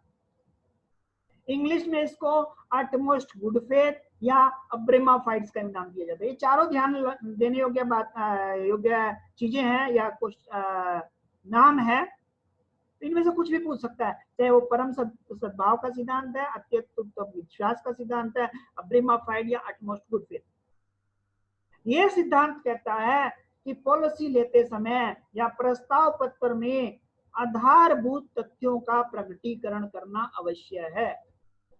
तो disclosing all the material fact in proposal form is mandatory.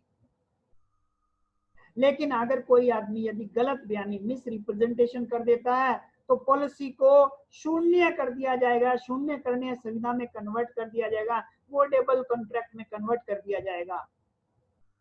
और अगर ये कस्टमर का झूठ पॉलिसी लेने के पहले 3 सालों में पकड़ा जाता है तो बीमा अधिनियम 1938 की धारा 45 के अंतर्गत जो कस्टमर ने प्रीमियम का भुगतान किया है वो भी जब्त कर लिया जाएगा। तो यह है परम सद्भाव का सिद्धांत, अत्यंत उत्तम विश्वास का सिद्धांत। दूसरा सिद्धांत है जिसको बोलते हैं बीमा योग्य हित का सिद्धांत, प्रिंसिपल ऑफ इंश्योरेबल इंटरेस्ट। याद रखिए, इंश्योरेबल इंटरेस्ट को कहीं भी लिखित में व्याख्या नहीं है, लेकिन याद रखना, भाई का भाई में, बहन का बहन में, दोस्त का दोस्त में कोई इंश्योरेबल इंटरेस्ट नहीं पाया जाता, कोई बीमा योग्य हित नहीं पाया जाता, यानी कि ये एक दूसरे संबंधों में कोई बीमा पॉलिसी नहीं करा सकते या प्रीमियम का एक दूसरे के लिए भुगतान नहीं कर सकते। लेकिन जो मेजर क्वेश्चन आता है कि जीवन बीमा में बीमा योग्य हित कब विद्यमान होना चाहिए या कब पाया जाना चाहिए। तो याद रखना दोस्तों, केवल पॉलिसी लेते समय बीमा योग्य हित विद्यमान होना चाहिए, बाद में हो या ना हो। नेक्स्ट आता है इसमें, जीवन बीमा पॉलिसी में यदि पॉलिसी लेते समय बीमा योग्य हित नहीं है तो क्या होगा, पॉलिसी अमान्य हो जाएगी, पॉलिसी इनवैलिड हो जाएगी। लेकिन अगर बाद में पाया जाता है कि बीमा पॉलिसी के अंदर, जीवन बीमा पॉलिसी के अंदर बीमा योग्य हित नहीं है, तो इस पॉलिसी का क्या होगा, पॉलिसी मान्य रहेगी, वैलिड रहेगी। तो क्योंकि हमने पहले क्या कहा था, जीवन बीमा पॉलिसी में बीमा योग्य हित केवल पॉलिसी लेते समय होना चाहिए, बाद में हो या ना हो। नंबर 3 बीमा का सिद्धांत, उसको बोलते हैं मृत्यु का आसन्न कारण, प्रॉक्सिमेट कॉज ऑफ डेथ। इसमें छोटी सी कहानी आती है कि जब भी कोई डेथ होती है तो कंपनी देखती है कि मृत्यु का कारण क्या है। कहानी सुनिए, एक घुड़सवार था, घोड़े पर जा रहा था, घोड़े पर जाते जाते वो गिरा, पानी में गिरा, उसको चोट लगी, कमर में चोट लगी और वो सारी रात पानी में पड़ा रहा। और सुबह देखा तो उसको निमोनिया हो गया, उसको हॉस्पिटल में एडमिट कराया गया और कुछ दिनों के बाद उसकी हॉस्पिटल में मृत्यु हो जाती है। तो इस एग्जाम्पल के अंदर इस व्यक्ति की मृत्यु का क्या कारण रहेगा, तो घोड़े से गिरकर घायल होना जो है मृत्यु का सही कारण है। तो ये कहलाएगा प्रॉक्सिमेट कॉज ऑफ डेथ, मृत्यु का आसन्न कारण। ये है 3 सिद्धांत जो जीवन बीमा पे लागू होते हैं। एक सिद्धांत और है जिसको कहा जाता है क्षतिपूर्ति का सिद्धांत, प्रिंसिपल ऑफ इंडेमनिटी। ये हमने शुरू में भी जिक्र किया था। प्रिंसिपल ऑफ इंडेमनिटी यानी कि क्षतिपूर्ति का सिद्धांत जीवन बीमा पे लागू नहीं होता। क्यों? क्योंकि जीवन बीमा जो है एश्योरेंस कॉन्ट्रैक्ट है, मूल्य अनुबंध है। ये सिद्धांत केवल गैर जीवन बीमा पे लागू होता है। ये बीमा को लाभ बनाने से रोकता है, बीमा से कोई लाभ नहीं कमा सकता। ये ऐसे व्यक्ति की को रोकता है कि जिसका उद्देश्य लेने का केवल और केवल लाभ कमाना है। तो वहां प्रिंसिपल ऑफ इंडेमनिटी जो बीमा के रक्षा करता है। तो दिस इज ऑल अबाउट दोस्तों। अगर आप ये सारे टॉपिक कवर कर लेते हैं तो उम्मीद रखता हूं कि आपका बहुत अच्छा रिजल्ट रहेगा। पासिंग के लिए बहुत सफिशिएंट ये मटेरियल रहेगा आपको। ये सारे कंसेप्ट पासिंग के लिए बहुत जरूरी हैं। अगर आप ये कर लेते हैं तो आपको 100% सफलता मिलेगी। तो इसी के साथ मैं आपका धन्यवाद करता हूं। Thank you very much.